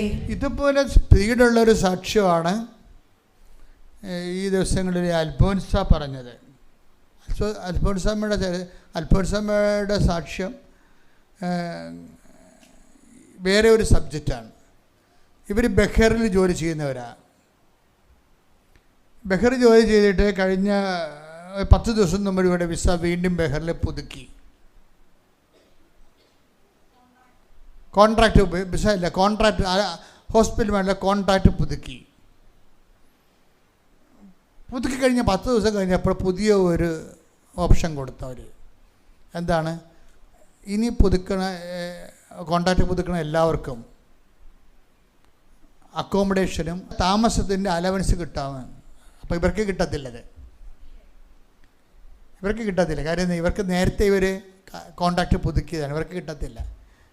അക്കോമഡേഷൻ അലവൻസ് എന്ന് പറയണത് നല്ല തുകയുണ്ട്, അല്ലെങ്കിൽ നമ്മുടെ കയ്യിൽ നിന്ന് കാശില്ല. അപ്പോൾ അവർ സീനിയറുമാണ്, അവർക്ക് ഭയങ്കര സങ്കടമായി. 10 ദിവസം മുമ്പ് 10 ദിവസം കഴിഞ്ഞാണ് പുതുക്കിയിരുന്നെങ്കിൽ അതാണ് ടൈം ആകുമ്പോഴേ പുതുക്കുമല്ലോ. പക്ഷേ ഹോസ്പിറ്റലിൽ പുതിയ നിയമങ്ങൾ വന്നപ്പോൾ പുതിയതായിട്ട് 10 ദിവസം കഴിഞ്ഞ് കോൺട്രാക്റ്റ് പുതുക്കിയവർക്ക് എല്ലാ അലവൻസ് ഫ്രീ ആയി, അക്കോമഡേഷൻ അലവൻസ് ഫ്രീ ആയി. അപ്പോൾ ഈ അൽഫോൻസാമ്മയ്ക്ക് വേറെ ഗുണമുണ്ട്. ഇവർ ഈ മദറുമായിട്ട് നല്ല പേഴ്സണൽ റിലേഷനാണ്. നിങ്ങൾക്ക് വന്നിരിക്കുന്ന ഒരു വിഷയമേ പലർക്കും വന്നിരിക്കുന്നത് നിങ്ങൾക്ക് പേഴ്സണൽ റിലേഷൻ അല്ല ഉള്ളത്, സബ്ജക്റ്റ് വൈസ് റിലേഷനാണ്. ഇതൊരു പ്രോബ്ലമാണ്. അത് നിങ്ങൾ എന്നെയോ കൃപാസന മാതാവിനെയും കുറ്റം പറഞ്ഞൊരു കാര്യമില്ല. കാര്യം നടക്കാത്തതിൻ്റെ കാര്യം നിങ്ങളുടെ റിലേഷൻ്റെ ബേസ്മെൻറ്റ് സബ്ജക്റ്റ് വൈസാണ്. എന്നുവെച്ചാൽ ഒരു വിഷയബന്ധിയാണ്, വ്യക്തിബന്ധിയല്ല. അൽഫോൻസായുടെ റിലേഷൻസ് മാതാവുമായിട്ട് വ്യക്തിബന്ധമാണ്. അവർക്ക് ഇഷ്യൂസ് ഉണ്ടായാലും ഇല്ലെങ്കിലും റിലേഷൻ്റെ ആ ക്വാളിറ്റി അവർ മെയിൻറ്റെയിൻ ചെയ്യും. മക്കളെ, ഇതൊരു വെല്ലുവിളിയാണ്. നമുക്ക് ഇഷ്യൂസ് ഉണ്ടോ ഇല്ലയോ അല്ല പ്രശ്നം, നമ്മുടെ റിലേഷൻ്റെ ക്വാളിറ്റി മെയിൻറ്റെയിൻ ചെയ്യണം. ക്വാളിറ്റി എന്ന് പറഞ്ഞാൽ എന്താണ്? ഗുണനിലവാരം അല്ലേ? ഈ ആധ്യാത്മികത വില്ലനെന്ന് പറയുന്നത് ക്വാളിറ്റി മെയിൻ്റെനൻസാണ്. എന്ന് വെച്ചാൽ നിങ്ങൾക്ക് കഴിഞ്ഞ ആഴ്ച ഉണ്ടായിരുന്ന ഭക്തി ചിലപ്പോൾ ഇന്നുണ്ടാകത്തില്ല. മനസ്സിലായില്ലേ? കഴിഞ്ഞ ആഴ്ച ഉണ്ടായിരുന്ന ഭക്തിയും തീഷ്ണതയും ഒന്നും ഉണ്ടാകത്തില്ല. എന്താ? വീട്ടിൽ 2 വിരുന്നുകാർ വന്നാൽ മതി. അവർ 2 ചളുവ വർത്തമാനം പറഞ്ഞ് പഴയ കാര്യങ്ങളൊക്കെ ഓർപ്പിച്ചൊക്കെ തന്നു കഴിഞ്ഞാൽ നിങ്ങൾ അവരുമായിട്ട് സമയം ചെലവഴിച്ചാൽ മതി. അപ്പം തന്നെ നിങ്ങളുടെ ക്വാളിറ്റേറ്റീവ് ചേഞ്ച് വരും ഭക്തിയിലും വിശ്വാസത്തിലും. അതാണ് ഇങ്ങനെയുള്ളവരിൽ നിന്ന് അകന്നു പോകുവിനെന്ന് ബൈബിൾ എപ്പോഴും പറയും. ഇങ്ങനെയുള്ളവരിൽ നിന്ന് ലോത്തിന് സംഭവിച്ചത് എന്താ? ലോത്തിന് എന്താ സംഭവിച്ചത്? ലോത്ത് സോദോമിനരികെ കൊണ്ട് കൂടാരം അടിച്ചെന്നല്ലേ പറയേണ്ടത് അല്ലേ? Take the bed of God. ശ്രദ്ധിക്കട്ടെ. ഹല്ലേലൂയ, ഹല്ലേലൂയ, ഹല്ലേലൂയ, ഹല്ലേലൂയ. യേശുവേ നന്ദി, ഹല്ലേലൂയ, ഹല്ലേലൂയ. യേശുവേ ആരാധന, ആരാധന, ആരാധന. യേശുവേ നന്ദി, മഹത്വം, മഹത്വം, മഹത്വം.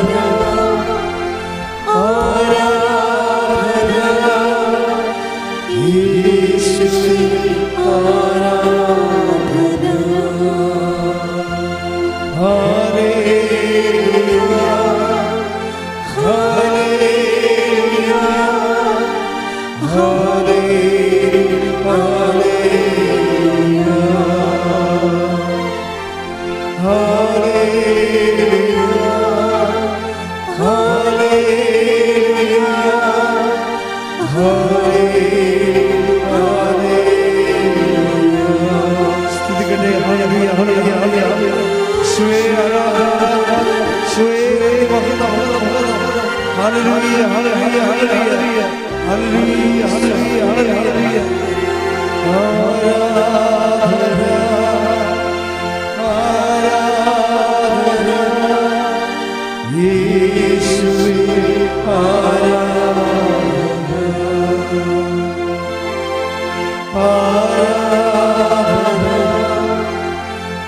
Aradhana, Yeshuve, Aradhana. സൊദോമിനടുത്ത് ലോത്ത് കൂടാരം അടിച്ചു. Take the bid of God. സ്തുതിക്കട്ടെ. ഹല്ലേലൂയ, ഹല്ലേലൂയ, ഹല്ലേലൂയ, ഹല്ലേലൂയ, ഹല്ലേലൂയ, ഹല്ലേലൂയ, ഹല്ലേലൂയ. യേശുവേ നന്ദി. ഹല്ലേലൂയ, ഹല്ലേലൂയ, ഹല്ലേലൂയ, ഹല്ലേലൂയ, ഹല്ലേലൂയ. യേശുവേ ആരാധന, ആരാധന. യേശുവേ നന്ദി, മഹത്വം, മഹത്വം, മഹത്വം.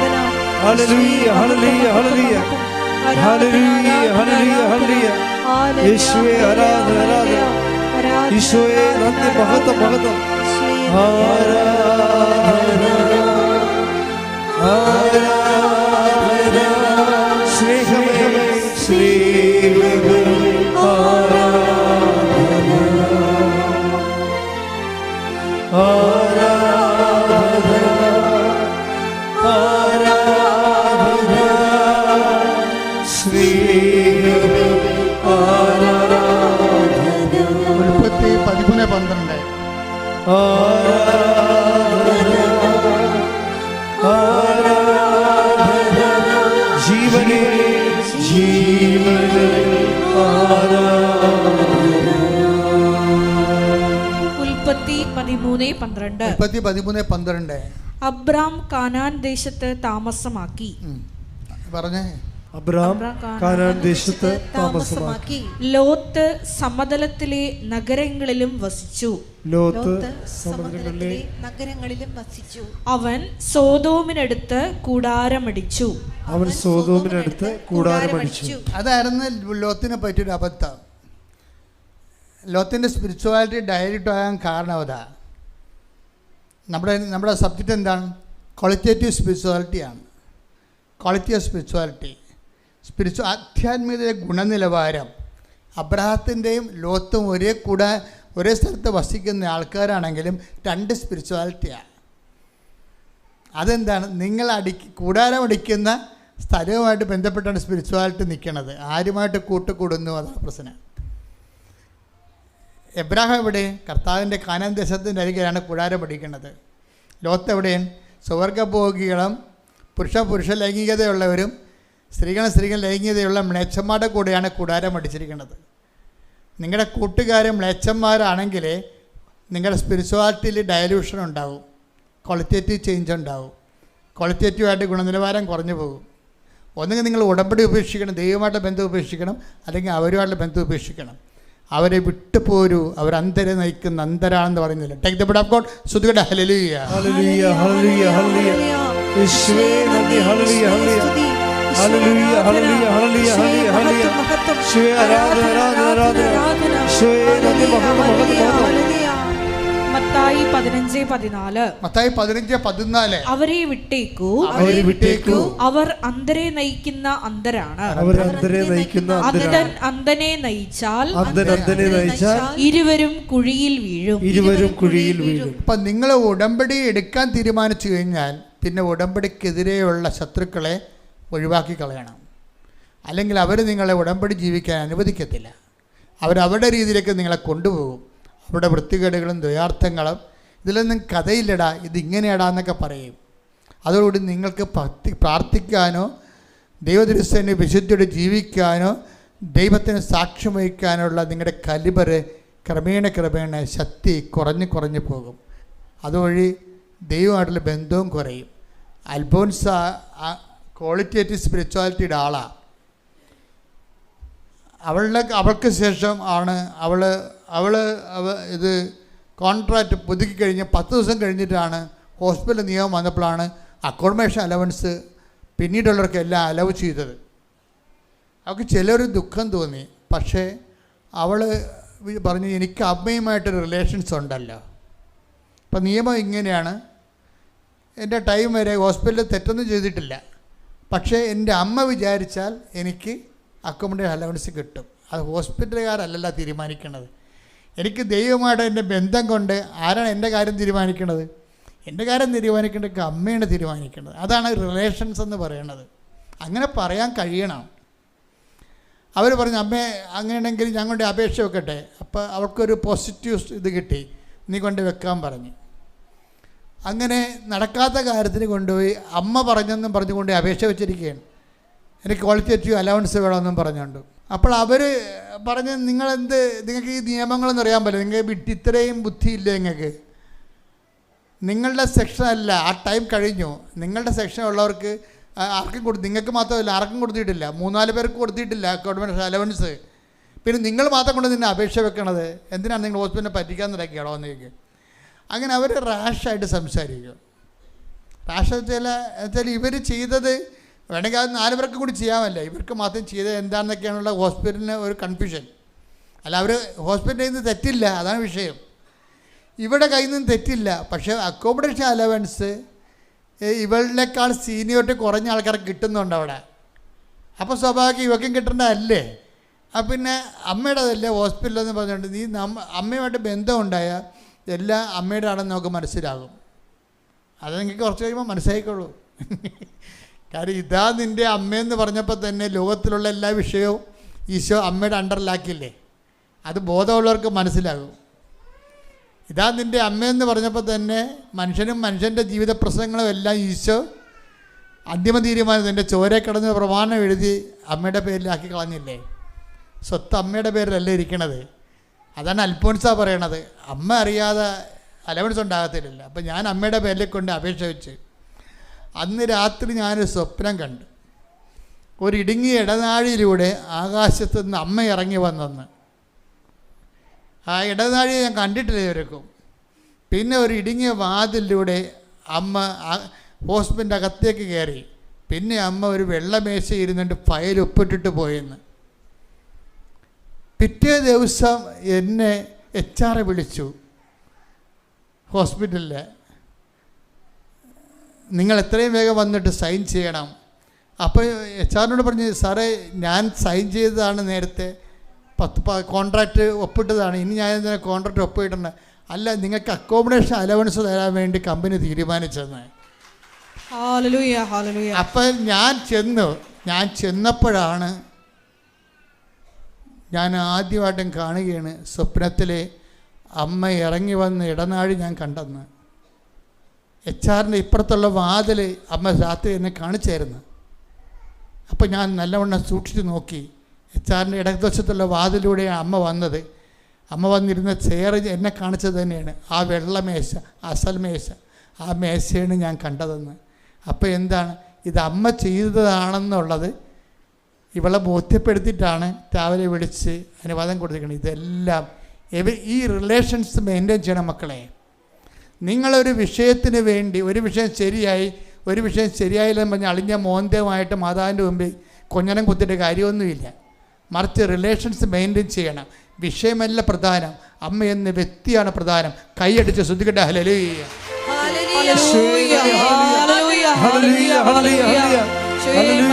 ആത്മബന്ധത്തിന്റെ ആഴങ്ങളിലേക്ക് ഈ ആരാധനയിലൂടെ ഞങ്ങളെ വളർത്തണമേ. പരിശുദ്ധ പരമദിവ്യകാരുണ്യത്തിന് ആരാധനയും സ്തുതിയും പുകഴ്ചയും ഉണ്ടായിരിക്കട്ടെ. അപ്പോൾ നമ്മുടെ മുമ്പിലുള്ള ഒരു തിരഞ്ഞെടുപ്പ് എന്താണ്? ശരിക്കും കളങ്കമില്ലാത്ത ഒരു പ്രവൃത്തി. പിന്നെ പ്രവൃത്തിയിൽ കളങ്കങ്ങൾ വന്നു പോയാൽ എന്ത് ചെയ്യണം? കുഞ്ഞാടിൻ്റെ രക്തത്തിൽ കഴുകണം. കുഞ്ഞാടിൻ്റെ രക്തം എന്ന് പറഞ്ഞാൽ എന്താണ്? കർത്താവിൻ്റെ സഹനമാണ്. കർത്താവിൻ്റെ സഹനം എന്ന് പറഞ്ഞാൽ എന്താ? ഇന്നത്തെ കാലത്ത് നമ്മൾ അനുഭവിക്കുന്ന ഞെരുക്കങ്ങളാണ്, ഇല്ലേ?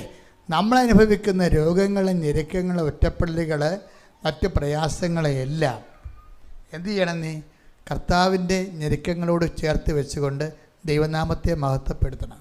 അതിന് മറ്റുള്ളവരെ കുറ്റം പറയരുതതിൻ്റെ പേരിൽ. ഇനി നിനക്ക് തന്നെ എതിരെ ചെയ്തിട്ടുള്ള മറ്റുള്ളവരുടെ പലതരത്തിലുള്ള ഏഷണി പ്രയോഗങ്ങൾ, തിന്മ പ്രവർത്തനങ്ങൾ, അതിന് പ്രതികാരം ചോദിക്കാൻ നീ പോകരുത്. നീ എന്തു ചെയ്യണം? അമ്മയെപ്പോലെ ശാന്തമാകണം. അമ്മയെപ്പോലെ, ഈശോയെപ്പോലെ ശാന്തമാകണം. ശാന്തത എന്ന് പറയുന്നത് ദൈവം എല്ലാം തക്ക സമയത്ത് ചെയ്യും. ദൈവത്തിൻ്റെ തിരുസന്നിധിയിൽ വിനയത്തോടെ നിൽക്കുവേൻ. Take the word of God. സ്തുതിക്കട്ടെ. ഹല്ലേലൂയ. ഹല്ലേലൂയ ഹല്ലേലൂയ ഹല്ലേലൂയ. യേശുവേ നന്ദി. ഹല്ലേലൂയ ഹല്ലേലൂയ ഹല്ലേലൂയ ഹല്ലേലൂയ ഹല്ലേലൂയ. യേശുവേ ആരാധന ആരാധന. ഹല്ലേലൂയ ഹല്ലേലൂയ. 1:5-6 ദൈവത്തിന്റെ ശക്തമായ കരത്തിൻ കീഴിൽ പറഞ്ഞ ദൈവത്തിന്റെ ശക്തമായ കരത്തിന്റെ കീഴിൽ ശക്തമായ കരത്തിന്റെ കീഴിൽ നിങ്ങൾ താഴ്മയോടെ നിൽക്കുവിൻ. നിങ്ങൾ താഴ്മയോടെ നിൽക്കുവിൻ. അവിടുന്ന് തക്ക സമയത്ത് നിങ്ങളെ ഉയർത്തിക്കൊള്ളും. അപ്പോൾ മനുഷ്യന്മാര് ഉയർത്താൻ വേണ്ടി ആണ് എല്ലാവരും മനുഷ്യന്മാരെ തടവിയും സോപ്പിട്ടും വെള്ളം മേടിച്ച് കൊടുത്തൊക്കെ നടക്കണത് അല്ലേ? ഞാൻ പണ്ട് കടലോരത്ത് ജോലി ചെയ്യുമ്പോൾ ശനിയാഴ്ച പാട് ഈ ശ്രാങ്കന്മാർ ഈ കടലിലെ വെള്ളമെല്ലാം പോയി വെഞ്ചരിക്കുമായിരുന്നു 10 കൊല്ലത്തോളം. അപ്പോഴേ ഈ ശനിയാഴ്ച ഒരു പരിപാടിയുണ്ട്. ഈ ശ്രാങ്കിൻ്റെ കൂടെ കടലിൽ വെള്ളത്തിൽ പോണവരൊക്കെ നിൽക്കുമ്പോൾ ചില ആൾക്കാരൊക്കെ ശ്രാങ്ക് സുഖിപ്പിക്കേണ്ടി വരും. എങ്ങനെ? വെള്ളം മേടിച്ച് കൊടുത്ത് സുഖിപ്പിക്കണം. അല്ലെന്ന് എന്താ പറയുക, തിങ്കളാഴ്ച ഒരു വെള്ളത്തിൽ കയറത്തില്ല. പണ്ട് ആൾക്കാർ തിങ്കളാഴ്ച വെള്ളത്തിൽ കയറാൻ ഇരിക്കത്തുള്ളായിരുന്നു. ഇപ്പം ഈ എല്ലാ ആർട്ടിസ്റ്റൻസും ജോലിക്കാരും ഹാങ് ഓവർ കൊണ്ട് തിങ്കളാഴ്ച കയറണില്ല, ചൊവ്വാഴ്ചയും ബുധനാഴ്ചയൊക്കെ കയറണ ആൾക്കാർ. അപ്പോൾ നേരത്തെ അവർ വള്ളത്തിൽ കയറാനും പണിസ്ഥലത്ത് വരാൻ വേണ്ടി കോൺട്രാക്ടർമാർ എന്താ ചെയ്യണത്? അവരെ കുടിപ്പിക്കും. അപ്പോൾ എന്താ പ്രശ്നം വെച്ച് കഴിഞ്ഞാൽ അവരെ നമ്മൾ ഉയർത്തുകയാണ്, കുടിപ്പിച്ചുയർത്തുകയാണ്. എന്താ കാര്യം? അവരെ ഉയർത്തിയില്ലെങ്കിൽ നമ്മുടെ വള്ളത്തിൽ അവർ കയറത്തില്ല, പണിപ്പാട്ടിൽ അവർ വരത്തില്ല, സമയത്ത് പണി തീർക്കത്തില്ല എന്നുള്ളതാണ്. ഉടമ്പടി ജീവിതം നമ്മളും ദൈവവും മാത്രമേ അതിനകത്തുള്ളൂ, വേറെ ഒരാളെ കക്ഷിയല്ല. അതിനകത്ത് മദ്യവും കക്ഷിയല്ല, വേറെ ആൾക്കാരെ സുഖിപ്പിക്കാനും നിൽക്കേണ്ട. നിങ്ങൾ മറ്റുള്ളവരെ ദൈവത്തെക്കാൾ ഉപരി സുഖിപ്പിക്കാൻ നിൽക്കുമെന്ന് ദൈവത്തിന് തോന്നിയാൽ ഉടമ്പടി പിന്നോട്ടടിക്കാൻ തുടങ്ങും. അത് വചനം വായിച്ചേ. 1 പത്രോസ് 5:6. 1 പത്രോസ് 5:6. ദൈവത്തിന്റെ ശക്തമായ കരത്തിൻ കീഴിൽ. ദൈവത്തിന്റെ കരമെന്നല്ല പറയണത്. എന്താ? ദൈവത്തിന്റെ ശക്തമായ കരത്തിന്റെ കീഴിലെ നിങ്ങൾ താഴ്മയോടെ നിൽക്കുവിൻ. അവിടുന്ന് തക്ക സമയത്ത് നിങ്ങളെ ഉയർത്തിക്കൊള്ളും. അപ്പം എനിക്ക് ദൈവം എന്നെ ഉയർത്തിയാൽ മതി എന്ന തീരുമാനം ആദ്യം എടുക്കണം. മനുഷ്യന്മാരൊക്കെ കാണുന്നവരെല്ലാം നിങ്ങളെ ഉയർത്തണം എന്ന് പറയുമ്പോഴാണ് അവരുടെ കാര്യം പിടിക്കേണ്ടി വരണത്. പിടിയ കാണുന്നവരെല്ലാം നിങ്ങളെ ഉയർത്തണം എന്ന് പറയുമ്പോൾ തീർച്ചയായിട്ടും വേറെ ദൈവം അറിയാതെ ഉയർക്കും. അതെങ്ങനെയാണ് സംഭവം? ഞാൻ ഇടയ്ക്ക് നിങ്ങൾ പറഞ്ഞിട്ടുണ്ട്, നിങ്ങൾക്ക് ആരെങ്കിലും ഫ്രീ വിസ തരാമെന്ന് പറഞ്ഞാൽ പിന്നെ നിങ്ങളെ ഞായറാഴ്ച കൃപാരം മുടക്കി അയാളെ കാണാൻ പോകും. തീർന്നില്ല പരിപാടി. എന്താ കാര്യം? അങ്ങേരെ 2 ദിവസമേ നാട്ടിൽ ഉണ്ടാകത്തുള്ളൂ. അതുകൊണ്ട് അങ്ങനെ പോയി കണ്ടില്ലെങ്കിൽ അത് കിട്ടത്തില്ല. അതുകൊണ്ട് ഞായറാഴ്ച കുർബാന മുടക്കി അങ്ങനെ കാണാൻ വേണ്ടി കോതമംഗലത്താ കോട്ടയത്താ തൃശ്ശൂരാ നിങ്ങൾ പോകും. അപ്പം തന്നെ ഓർക്കുക, അയാളെക്കൊണ്ട് നേടാവുന്ന നേട്ടങ്ങൾ നിങ്ങളെ സ്വയമായിട്ട് നശിപ്പിച്ച് കളയും. എന്താ കാര്യം? ഞായറാഴ്ച കുർബാന മുടക്കിക്കൊണ്ട് വേറെ ഒരു ദൈവത്തെ സൃഷ്ടിച്ചു. ഞാനല്ലാതെ കൽപ്പന എന്താണ്? ഞാനല്ലാതെ മറ്റൊരു ദൈവം നിങ്ങൾക്കുണ്ട്. അപ്പോൾ വേറെ ദൈവമായിപ്പോയി. ഇങ്ങനെ വേറെ ദൈവത്തിൻ്റെ സ്ഥാനത്ത് വേറെ സംഭവങ്ങൾ പലത് വരും. വേറെ ദൈവത്തിൻ്റെ സ്ഥാനത്ത് എപ്പോഴും അപര ദൈവങ്ങളെ, അതർ ഗോഡ്സിനെ കുറിച്ച് എപ്പോഴും നമുക്ക് നല്ല വിശ്വാസ മുന്നേറ്റം നടത്താൻ ഉദ്ദേശിക്കുന്നവർ അതർ ഗോഡ്സ്, വേറെ ദൈവത്തെക്കുറിച്ച് എപ്പോഴും നമുക്ക് ഒരു ധാരണ ഉണ്ടാകണം. അതർ ഗോഡിന് നമ്മൾ വെച്ചുപൂജ ഉണ്ടെങ്കിൽ അത് സ്വർണ്ണമാകാം, പള്ളിയാകാം, അത് സ്വർണ്ണമാകാം, പറമ്പാകാം, പാർട്ടിയാകാം, അയൽക്കൂട്ടമാകാം, പാർട്ടി സമ്മേളനമാകാം, ഏരിയ കമ്മിറ്റിയാകാം. ഇങ്ങനെയുള്ള കമ്മിറ്റികളൊക്കെ ഇവരുമാർ വെക്കണം. എപ്പോഴാണ്? ഞായറാഴ്ചയാണ് വെക്കണത്. കുർബാനയ്ക്ക് പോണ സമയത്താണ് വെക്കണത് അല്ലേ? അപ്പോൾ ചില കുടിച്ചിപ്പട്ടികൾ ദൈവത്തെ മറന്നുകൊണ്ട് ഓടിപ്പോയി സമ്മേളനത്തിൽ പോയി കുത്തിയിരിക്കും. അപ്പോൾ തന്നെ നിൻ്റെ കാര്യത്തിൽ തീരുമാനമാവും. നീ അതുകൊണ്ട് ഉണ്ടാക്കണ കാര്യങ്ങളെല്ലാം നിൻ്റെ കാലത്ത് തന്നെ മണ്ണടിയണ കാണാൻ നിനക്ക്. ദൈവമായിട്ട് ഡീൽ ഓർ നോട്ട് ഡീലേ പറ്റത്തുള്ളൂ, അഡ്ജസ്റ്റ്മെൻ്റ് ഇല്ല. Deal or not deal. നിങ്ങൾ ഓർക്കണം, ഈ ആഴ്ച പോകണ്ട, അടുത്ത ആഴ്ച പോയാൽ മതിയല്ലോ, ഇനി ഞായറാഴ്ച വരുമല്ലോ. പക്ഷെ പറ്റത്തില്ല. Deal or not deal. You cannot step into a river twice, ഒഴുകിപ്പോകുന്ന നദിയിൽ നിനക്ക് 2 പ്രാവശ്യം കാലെടുത്ത് വെക്കാൻ പറ്റത്തില്ലെന്ന്. എന്താ കാര്യം? ആ നദി ഒഴുകിപ്പോയി. കഴിഞ്ഞ ഞായറാഴ്ച നിനക്ക് മിസ്സായ it is miss forever. ഒരു ഞായറാഴ്ച നിനക്ക് കുർബാന മിസ്സായാൽ that is missed forever. തീർന്നു. ഇനി അത് തിരിച്ചു വരത്തില്ല. നീ ഇങ്ങനെ ഉടായ്പായിട്ട് 2 കുർബാന കണ്ട് കോമ്പൻസേറ്റ് ചെയ്യാമെന്നൊക്കെ വിചാരിക്കുക. അത് നിൻ്റെ തട്ടിപ്പാണ്, തരികിട പരിപാടിയാണ് സംഭവം. ചില സമയത്ത് ഞായറാഴ്ച ചില വിഷയങ്ങൾ കൊണ്ട് സഭ ചില സ്ഥലത്ത് ശനിയാഴ്ച സന്ധ്യയ്ക്ക് കുർബാന കൂടാൻ അനുവാദം കൊടുത്തിട്ടുണ്ട്. അത് സ്ഥിരം കലാപരിപാടി ആക്കരുത്. അപ്പോൾ ദൈവത്തിന് അറിയാം കർത്താവിൻ്റെ ദിവസം ശനിയാഴ്ചയാണ്, അല്ല അത് ഞായറാഴ്ചയാണ്. കഴിഞ്ഞ ദിവസങ്ങളിലൊക്കെ നടന്ന സാക്ഷ്യങ്ങൾ പറഞ്ഞില്ലേ, നന്ദനയുടെ സാക്ഷ്യം കേട്ടാൽ മനസ്സിലാവും. നന്ദന പറഞ്ഞ ഞായറാഴ്ച വരുമ്പോൾ ഞാനും അപ്പനും അമ്മയും ചേട്ടനും കൂടി ആങ്ങളെയും കൂടി ഒരുങ്ങി പള്ളിയിൽ പോകും. ഞായറാഴ്ച കർത്താവ് വരുന്ന ദിവസമാണ്. കർത്താവ് നമുക്ക് വേണ്ടി പീഡ അനുഭവിച്ചു, മരിച്ചു, ദൈവപിതാവ് അവൻ ഉയർത്തെഴുന്നേൽപ്പിച്ചു. അവൻ നമുക്ക് വേണ്ടി കുർബാന സ്ഥാപിച്ചു. ആ കുർബാനയിലൂടെ അവൻ നമ്മുടെ അടുത്തേക്ക് വരുന്നു. നന്ദന പറയുമ്പോൾ കണ്ണ് നിറഞ്ഞു പോകും. 5 മാസം മാത്രമാണ് വിശ്വാസത്തിൽ അവൾ വളർന്നത്. അവൾ എന്തുമാത്രം പഠിച്ചിരിക്കുന്നു, ദൈവം അവളെ എന്തുമാത്രം പഠിപ്പിച്ചിരിക്കുന്നു. ഇങ്ങനെ പുതിയ ആൾക്കാരാണ് ഇന്നത്തെ വിശ്വാസത്തിൻ്റെ ഏറ്റവും വലിയ ത്രെട്ടെന്ന് പറയുന്നത്. കഴിഞ്ഞ കാലങ്ങളിൽ നീ ദൈവത്തെ മറന്നും ദൈവത്തിൻ്റെ അംഗീകരിക്കുന്നതിന് അത് പോരായ്മയെ കരുതിക്കൊണ്ട് ചത്തദൈവങ്ങളെയും കള്ളദൈവങ്ങളെയും ആരാധിച്ച് നടന്നു. നീ അതിൻ്റെ പിന്നിൽ ദൈവം അല്ലാത്തതിനൊക്കെ ആരാധിച്ചു. സ്വർണം, പറമ്പ്, ബന്ധങ്ങൾ, സ്വന്തങ്ങൾ, അതിനെല്ലാം ദൈവത്തെയൊക്കെ പ്രാധാന്യം. Take the U turn. അവൻ തിരിച്ച് നമ്മളൊരു യു ടേൺ എടുക്കേണ്ടി വരും. എന്താ കാര്യം? ഡീൽ ഓർ നോട്ട് ഡീലാണ്. ഇടയ്ക്കൊരു അഡ്ജസ്റ്റ്മെൻ്റ് ഇല്ല, കോമ്പൻസേഷനും ഇല്ല. അതുകൊണ്ട് അനുതാപം എന്ന് പറയുന്നത് സ്മാർട്ട് സ്പിരിച്വാലിറ്റിയുടെ ഭാഗമാണ്. ഉടമ്പടി ഒരു പ്രൊഫഷണൽ സ്പിരിച്വാലിറ്റിയാണത്. അതിൻ്റെ അകത്ത് 3 ഘടകങ്ങൾ നമുക്കുണ്ട്. ഇത്രയും ആൾക്കാർ,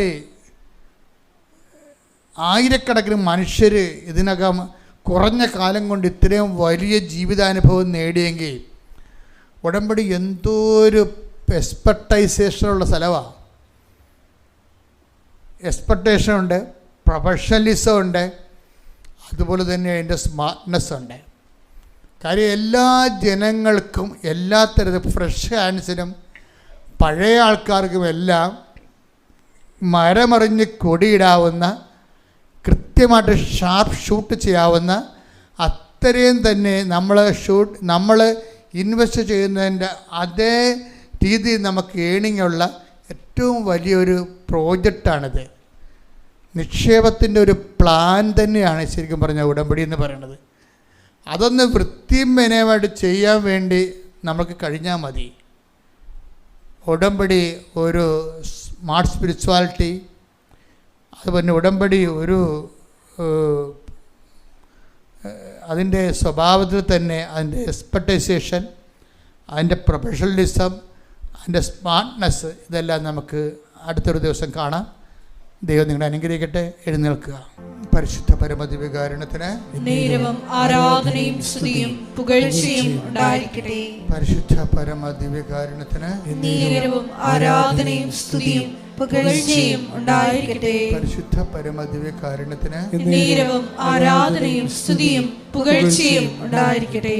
വിവിധ വിഷയങ്ങൾ സമർപ്പിച്ചുകൊണ്ട് ഇപ്പോൾ സിസ്റ്റർ ജോമോൾ പ്രാർത്ഥിക്കുന്ന നിങ്ങളെ ശ്രദ്ധിച്ച് പ്രാർത്ഥിക്കുകയും സ്തുതിക്കുകയും അച്ഛൻ അവസാനം അഭിഷേക പ്രാർത്ഥനയും ആശീർവാദവും നൽകി കർത്താവ് നിങ്ങളെ ബന്ധനവിമുക്തരാക്കുന്ന പ്രാർത്ഥനയും ചൊല്ലിക്കൊണ്ടാണ് നമ്മൾ ആശീർവാദത്തിലേക്ക് പോകുന്നത്.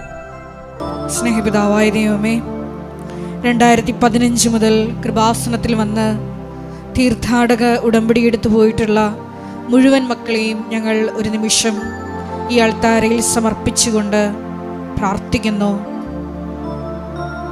അവരുടെ കുടുംബത്തിലെ ഓരോ വിഷയങ്ങളെയും അവരായിരിക്കുന്ന ഇടങ്ങളെയും പ്രത്യേകമായിട്ട് ഞങ്ങൾ സമർപ്പിച്ച് പ്രാർത്ഥിക്കുന്നു. അവരിപ്പോൾ കടന്നുപോയിക്കൊണ്ടിരിക്കുന്ന വിധങ്ങളായ ജീവിത ദുരിതങ്ങളെ പരിശുദ്ധ അമ്മയുടെ മധ്യസ്ഥതയിൽ ഞങ്ങൾ പ്രത്യേകമായിട്ട് സമർപ്പിച്ച് പ്രാർത്ഥിക്കുന്നു. 2020 മുതൽ ലോകത്തിൻ്റെ വിവിധ ഭൂഖണ്ഡങ്ങളിലായിരുന്നു കൊണ്ട് ഓൺലൈനിൽ ഉടമ്പടിയെടുത്ത് വിശ്വസ്താപൂർവ്വം മുന്നേറുന്ന ഓരോ മക്കളെയും പ്രത്യേകമായിട്ട് ഈ സമയം ദിവ്യകാരുണ്യ ആരാധന മധ്യേ ഈശോയെ അങ്ങയുടെ മുമ്പിൽ സമർപ്പിച്ച് പ്രാർത്ഥിക്കുന്നു. അവരുടെ വിവിധങ്ങളായ ജീവിത വിഷയങ്ങളെ നീ ഏറ്റെടുക്കണമേ എന്നും കൂടി പ്രാർത്ഥിക്കുന്നു. ലൈറ്റ് എ ക്യാൻഡിൽ പ്രയർ വഴിയായിട്ട് വിവിധങ്ങളായ ജീവിത ദുരന്തങ്ങളെ അഭിമുഖീകരിക്കുന്ന മക്കള് അനുദിനം ഓരോ സെക്കൻഡിലും ഈശോയെ ഈ ആലയത്തിലേക്ക് ദൈവമാതാവിൻ്റെ വലിയ കരുണയ്ക്കായി യാചിച്ചുകൊണ്ട് നിയോഗം സമർപ്പിച്ചിട്ടുണ്ട്. ആ ഓരോ മക്കളുടെയും മേല് ഈശോയെ സമയബന്ധിതമായിട്ടുള്ള വലിയ ദൈവിക ഇടപെടൽ ഉണ്ടാകണമേ എന്ന് ഞങ്ങൾ പ്രാർത്ഥിക്കുന്നു. അവർ ഡെയിലി ബ്രെഡ് പ്രാർത്ഥനയിലൂടെ ലക്ഷക്കണക്കിന് മക്കളാണ് തത്സമയം തങ്ങളുടെ വിവിധങ്ങളായ നൊമ്പരങ്ങളെ ഈ പരിശുദ്ധ അമ്മയുടെ മധ്യസ്ഥതയിൽ സമർപ്പിച്ച് പ്രത്യക്ഷീകരണത്തിൻ്റെ സാക്ഷികളാക്കി ഉയർത്തപ്പെടുവാൻ പ്രാർത്ഥിക്കുന്നത്. ആ ഓരോ മക്കളുടെയും കണ്ണുനീരിനെ നീ ഏറ്റെടുക്കണമേ എന്ന് ഞങ്ങൾ പ്രാർത്ഥിക്കുന്നു. വിവിധങ്ങളായ സമയങ്ങളിൽ ഈ മരിയൻ ഉടമ്പടി ധ്യാനത്തിൽ പങ്കെടുത്ത് പ്രാർത്ഥിക്കുന്ന മുഴുവൻ മക്കളെയും നിയോഗാർത്ഥം ഈ ശുശ്രൂഷ ലക്ഷ്യങ്ങളിലേക്ക് എത്തിക്കുവാൻ പരിശ്രമിക്കുന്ന ഓരോ മക്കളെയും ഈ അൾത്താരയിൽ സമർപ്പിച്ച് പ്രാർത്ഥിക്കുന്നു. അവരുടെ നിയോഗങ്ങളെ നീ ഏറ്റെടുക്കണമേ എന്ന് പ്രാർത്ഥിക്കുന്നു. കയ്യും മെയ്യും ഒക്കെ മറന്ന് ഈശോയെ നിനക്ക് വേണ്ടി സോഷ്യൽ മീഡിയയിലൂടെ പ്രേക്ഷിത പ്രവർത്തനങ്ങൾ ചെയ്യുന്ന കൃപാസനത്തിൻ്റെ മരിയൻ സ്പിരിച്വാലിറ്റിയെ, അപ്പോസ്തലിക് സ്പിരിച്വാലിറ്റിയെ ലോകത്തിന് കൈമാറുവാൻ അനുദിനം പരിശ്രമിക്കുന്ന ഓരോ മക്കളുണ്ട്. ഈശോയെ അവരുടെ അയോഗ്യതകൾ നീ കണക്കിലെടുക്കാതെ അവരുടെ കാരുണ്യ പ്രേക്ഷിത പ്രവർത്തനങ്ങളുടെ യോഗ്യതയാൽ ഓരോ മക്കളെയും മരിയൻ ഉടമ്പടിയെടുത്ത് പ്രാർത്ഥിക്കുന്ന ഓരോ മക്കളെയും പ്രത്യക്ഷീകരണത്തിൻ്റെ സാക്ഷികളാക്കി ഉയർത്തണമേ എന്ന് പ്രാർത്ഥിച്ചുകൊണ്ട് നമുക്ക് ഇരുകരങ്ങളെ ഉയർത്തി ശക്തമായി സ്തുതിക്കാം. ഹല്ലേലൂയ, ഹല്ലേലൂയ, ഹല്ലേലൂയ, ഹല്ലേലൂയ. വികാരുണ്യനാഥ, ഞങ്ങളോട് കരുണയായിരിക്കണമേ എന്ന് പ്രാർത്ഥിക്കുന്നു.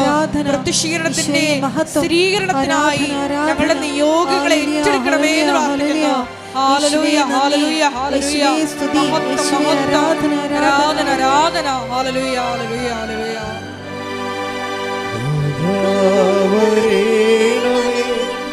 എന്നിൽ നിറയണമേ,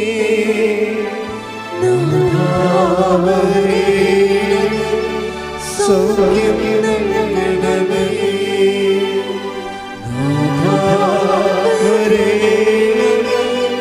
എന്നിൽ നിറയണമേ,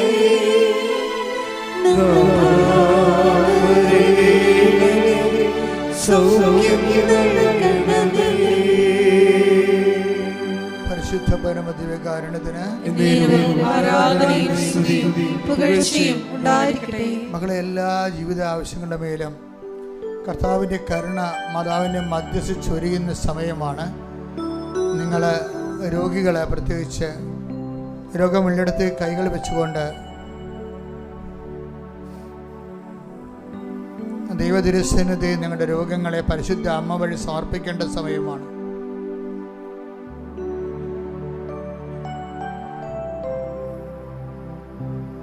ഒന്നിലധികം രോഗങ്ങളുള്ളവർക്ക് അച്ഛൻ പ്രാർത്ഥിക്കുമ്പോൾ കൈകൾ മാറ്റി മാറ്റി വെച്ചുകൊണ്ട് മനസ്സിൽ വിശ്വാസപ്രമാണം ചൊല്ലാവുന്നതാണ്. കർത്താവേ, നിന്റെ ഉന്നതമായ നാമത്തിന് സ്തോത്രം ചെയ്യുന്നു. കർത്താവേ, നിന്റെ വിശുദ്ധ പൗരോഹിത്യത്തെ മഹത്വപ്പെടുത്തണമേ.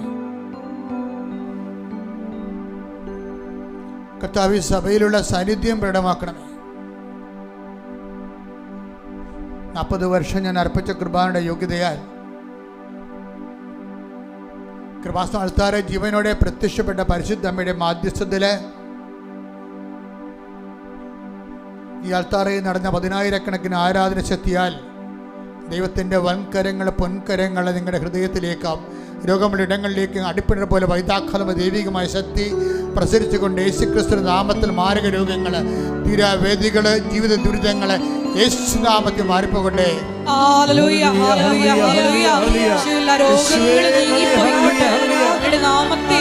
ആരാധനയിലൂടെ വീണ്ടും വീണ്ടും മഹത്വപ്പെടുത്തണമേ. ഹല്ലേലൂയ, ഹല്ലേലൂയ, ഹല്ലേലൂയ.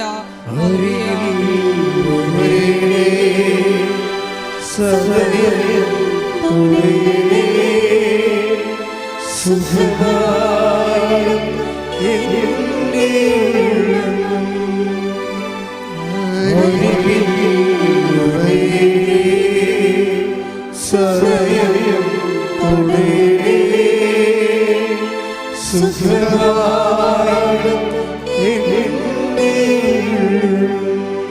പരിശുദ്ധ പരമ ദിവ്യകാരുണ്യത്തിന് നേരവും ആരാധനയും സ്തുതിയും പുകഴ്ചയും ഉണ്ടായിരിക്കട്ടെ. എൻ്റെ മക്കളെ, ഉദര രോഗികൾ, ശ്വാസകോശ രോഗികൾ, ഹൃദയ രോഗികൾ, കരളിന് വീക്കമുള്ളവർ, ഫാറ്റി ലിവറുള്ളവർ,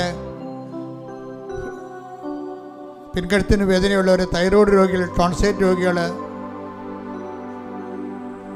വാതരോഗികൾ, കിഡ്നി രോഗികൾ, PCOD രോഗികൾ, പിസ്തുല രോഗികൾ, അരസസ് രോഗികൾ, അവരെല്ലാം അതാതിടങ്ങളിൽ വയറിലും നെഞ്ചിലും കഴുത്തിലും ശിരസിലുമൊക്കെ കൈകൾ വെച്ചുകൊണ്ട് ഇടിമുഴക്കം പോലെ ശ്രദ്ധിക്കട്ടെ. കർത്താവിൻ്റെ കരുണ, കർത്താവിൻ്റെ ശക്തി നിങ്ങളുടെ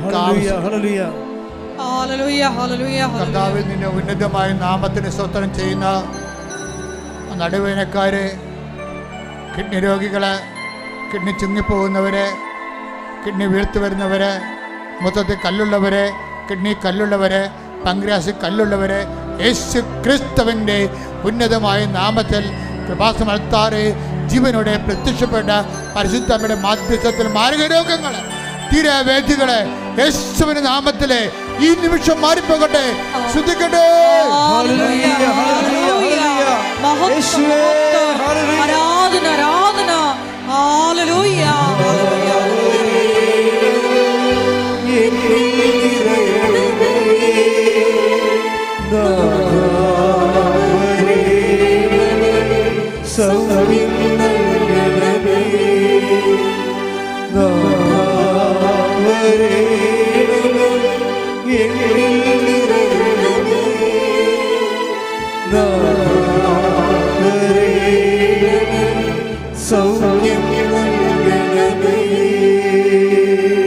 എൻ്റെ മക്കളെ, നിങ്ങൾക്ക് ആ രോഗമില്ലെങ്കിലും നിങ്ങളെ സ്നേഹിക്കുന്ന ആർക്കെങ്കിലും ആ രോഗമുണ്ടെങ്കിൽ അവർക്ക് വേണ്ടി, അവർക്ക് ആ രോഗമുള്ള ഇടത്ത് കൈകൾ വെച്ചുകൊണ്ട് നിങ്ങൾക്ക് കർത്താവിൻ്റെ തിരുസന്നിധിയിൽ മതാവിൻ്റെ മധ്യസ്ഥത്തിൽ ഇപ്പോഴ് അനുഗ്രഹീതമായ നിമിഷം പ്രാർത്ഥിക്കാവുന്നതാണ്. കർത്താവെ, ഞങ്ങളിപ്പോൾ പ്രാർത്ഥിക്കാൻ പോകുന്ന വിഷയങ്ങൾ സിസ്റ്റ് രോഗികൾ, മുഴ രോഗമുള്ളവർ, കരരോഗികൾ, ക്യാൻസർ രോഗികൾ, മക്കളില്ലാത്തവർ, അണ്ടാശയത്തിൽ മുഴയുള്ളവർ, ഗർഭപാത്രത്തിന് കട്ടിയില്ലാത്തവർ, കൂടെ കൂടെ അബോർഷൻ സംഭവിക്കുന്നവർ, മക്കൾ ഒരിക്കൽ പോലും ഗർഭം ധരിക്കാത്തവർ, കർത്താവേ അവരെല്ലാം നീ സ്പർശിച്ച് പ്രാർത്ഥിക്കണമേ എന്ന് പ്രാർത്ഥിക്കുന്ന ഈശോ, നിന്റെ വിശുദ്ധ പൗരോഹിത്യത്തെ മഹത്വപ്പെടുത്തണമേ. സഭയിലുള്ള സാന്നിധ്യം ദൃഢമാക്കണമേ. മരുന്ന് കഴിച്ച് മുടിഞ്ഞു പോവുകയും പ്രാർത്ഥിച്ച് മടുത്തു പോവുകയും ചെയ്യുന്ന മക്കളെ കർത്താവേ സ്വർഗം തുറക്കണമേ. കർത്താവേ സ്വർഗം തുറക്കണമേ. ഇപ്പോഴേ പരിശുദ്ധാത്മാവ് പ്രാവിൻ്റെ മേൽ ഇറങ്ങി രൂപത്തിൽ എഴുന്നള്ളി വന്നതുപോലെ ഓരോ മകൻ്റെ മേലും മകളുടെ മേലും രോഗശാന്തിയുടെ രോഗസൗഖ്യത്തിൻ്റെ ദൈവികമായ ശക്തി ഇടിച്ചിറങ്ങണമേ എന്ന് പ്രാർത്ഥിക്കുന്ന അസ്ഥികളെ രോഗികള്, അസ്ഥി ഉരുക്കമുള്ളവരിൽ, സ്രാവരോഗികള്, മൂക്കിൽ നിന്നും അതുപോലെ ചെവിയിൽ നിന്നും പഴുപ്പിൻ്റെ രക്തമൊക്കെ വരുന്നവരെ യേശു ക്രിസ്തു നാമത്തിൽ സർവ്വ രോഗികളെയും കർത്താവേ ഉമ്മിനീരില്ലാത്തവരെയും കണ്ണുനീരില്ലാത്തവരെയും കർത്താവിൻ്റെ നാമത്തിൽ സ്പർശിക്കുന്നു. യേശു ക്രിസ്തുവിൻ്റെ നാമത്തിലെ മാരക രോഗങ്ങളെ ഈ നിമിഷം അത് അവൻ്റെ മധ്യത്തിലെ ഈശോ നാമത്തില് വിട്ടുമാറട്ടെ. ഹല്ലേലൂയ ഹല്ലേലൂയ ഹല്ലേലൂയ ആരാധന ആരാധന. ഹല്ലേലൂയ. ദൈവപിതാവേ നന്ദി, ദൈവപിതാവേ മഹത്വം, ദൈവപിതാവേ ആരാധന.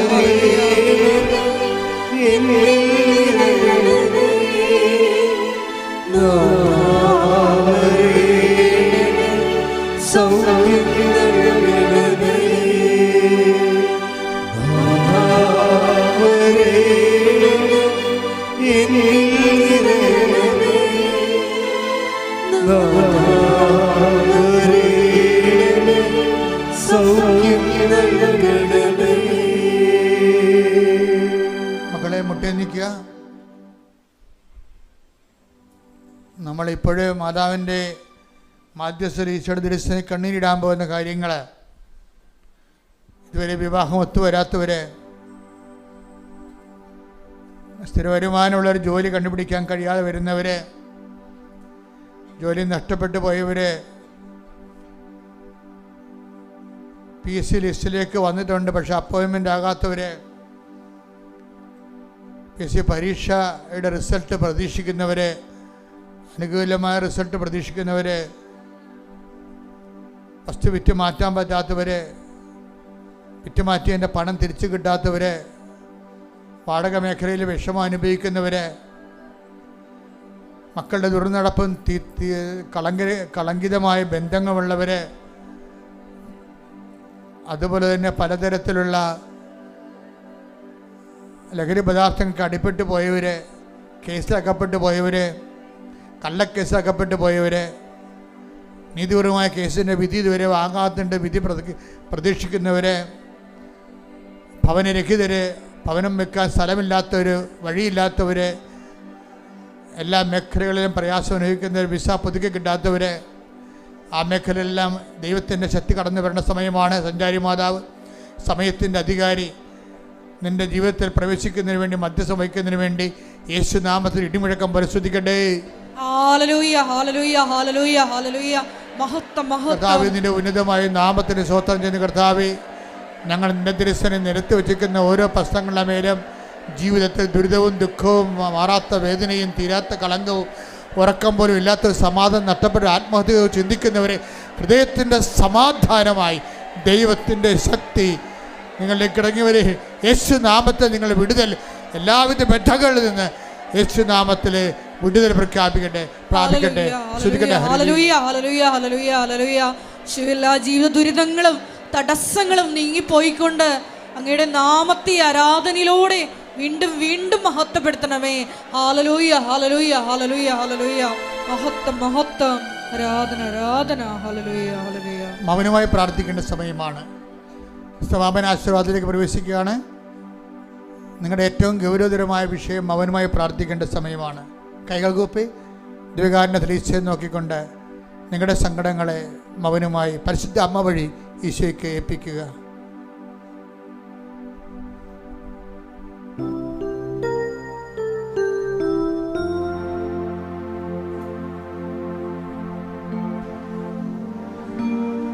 ശിരസ് നമിച്ച് നമുക്ക് ദിവ്യകാരുണ്യനാഥന്റെ ആശീർവാദം സ്വീകരിക്കാം.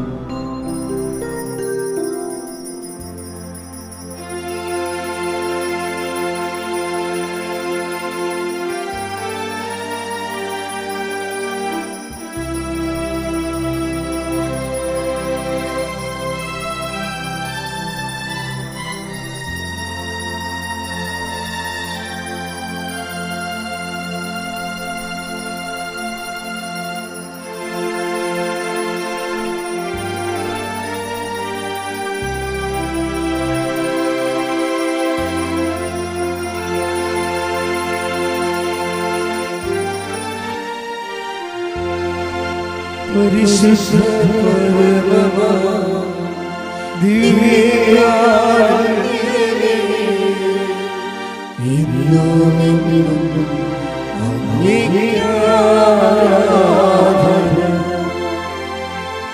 പരിശുദ്ധ പരമമാ ദിവ്യകാരുണ്യമേ, ഇന്നും എന്നും അങ്ങേക്ക് പരിശുദ്ധ പരമമാ ദിവ്യകാരുണ്യമേ, ഇന്നും അങ്ങേക്ക് ആരാധന. ആമേൻ, ആമേൻ, ആമേൻ മരിയ, ആമേൻ.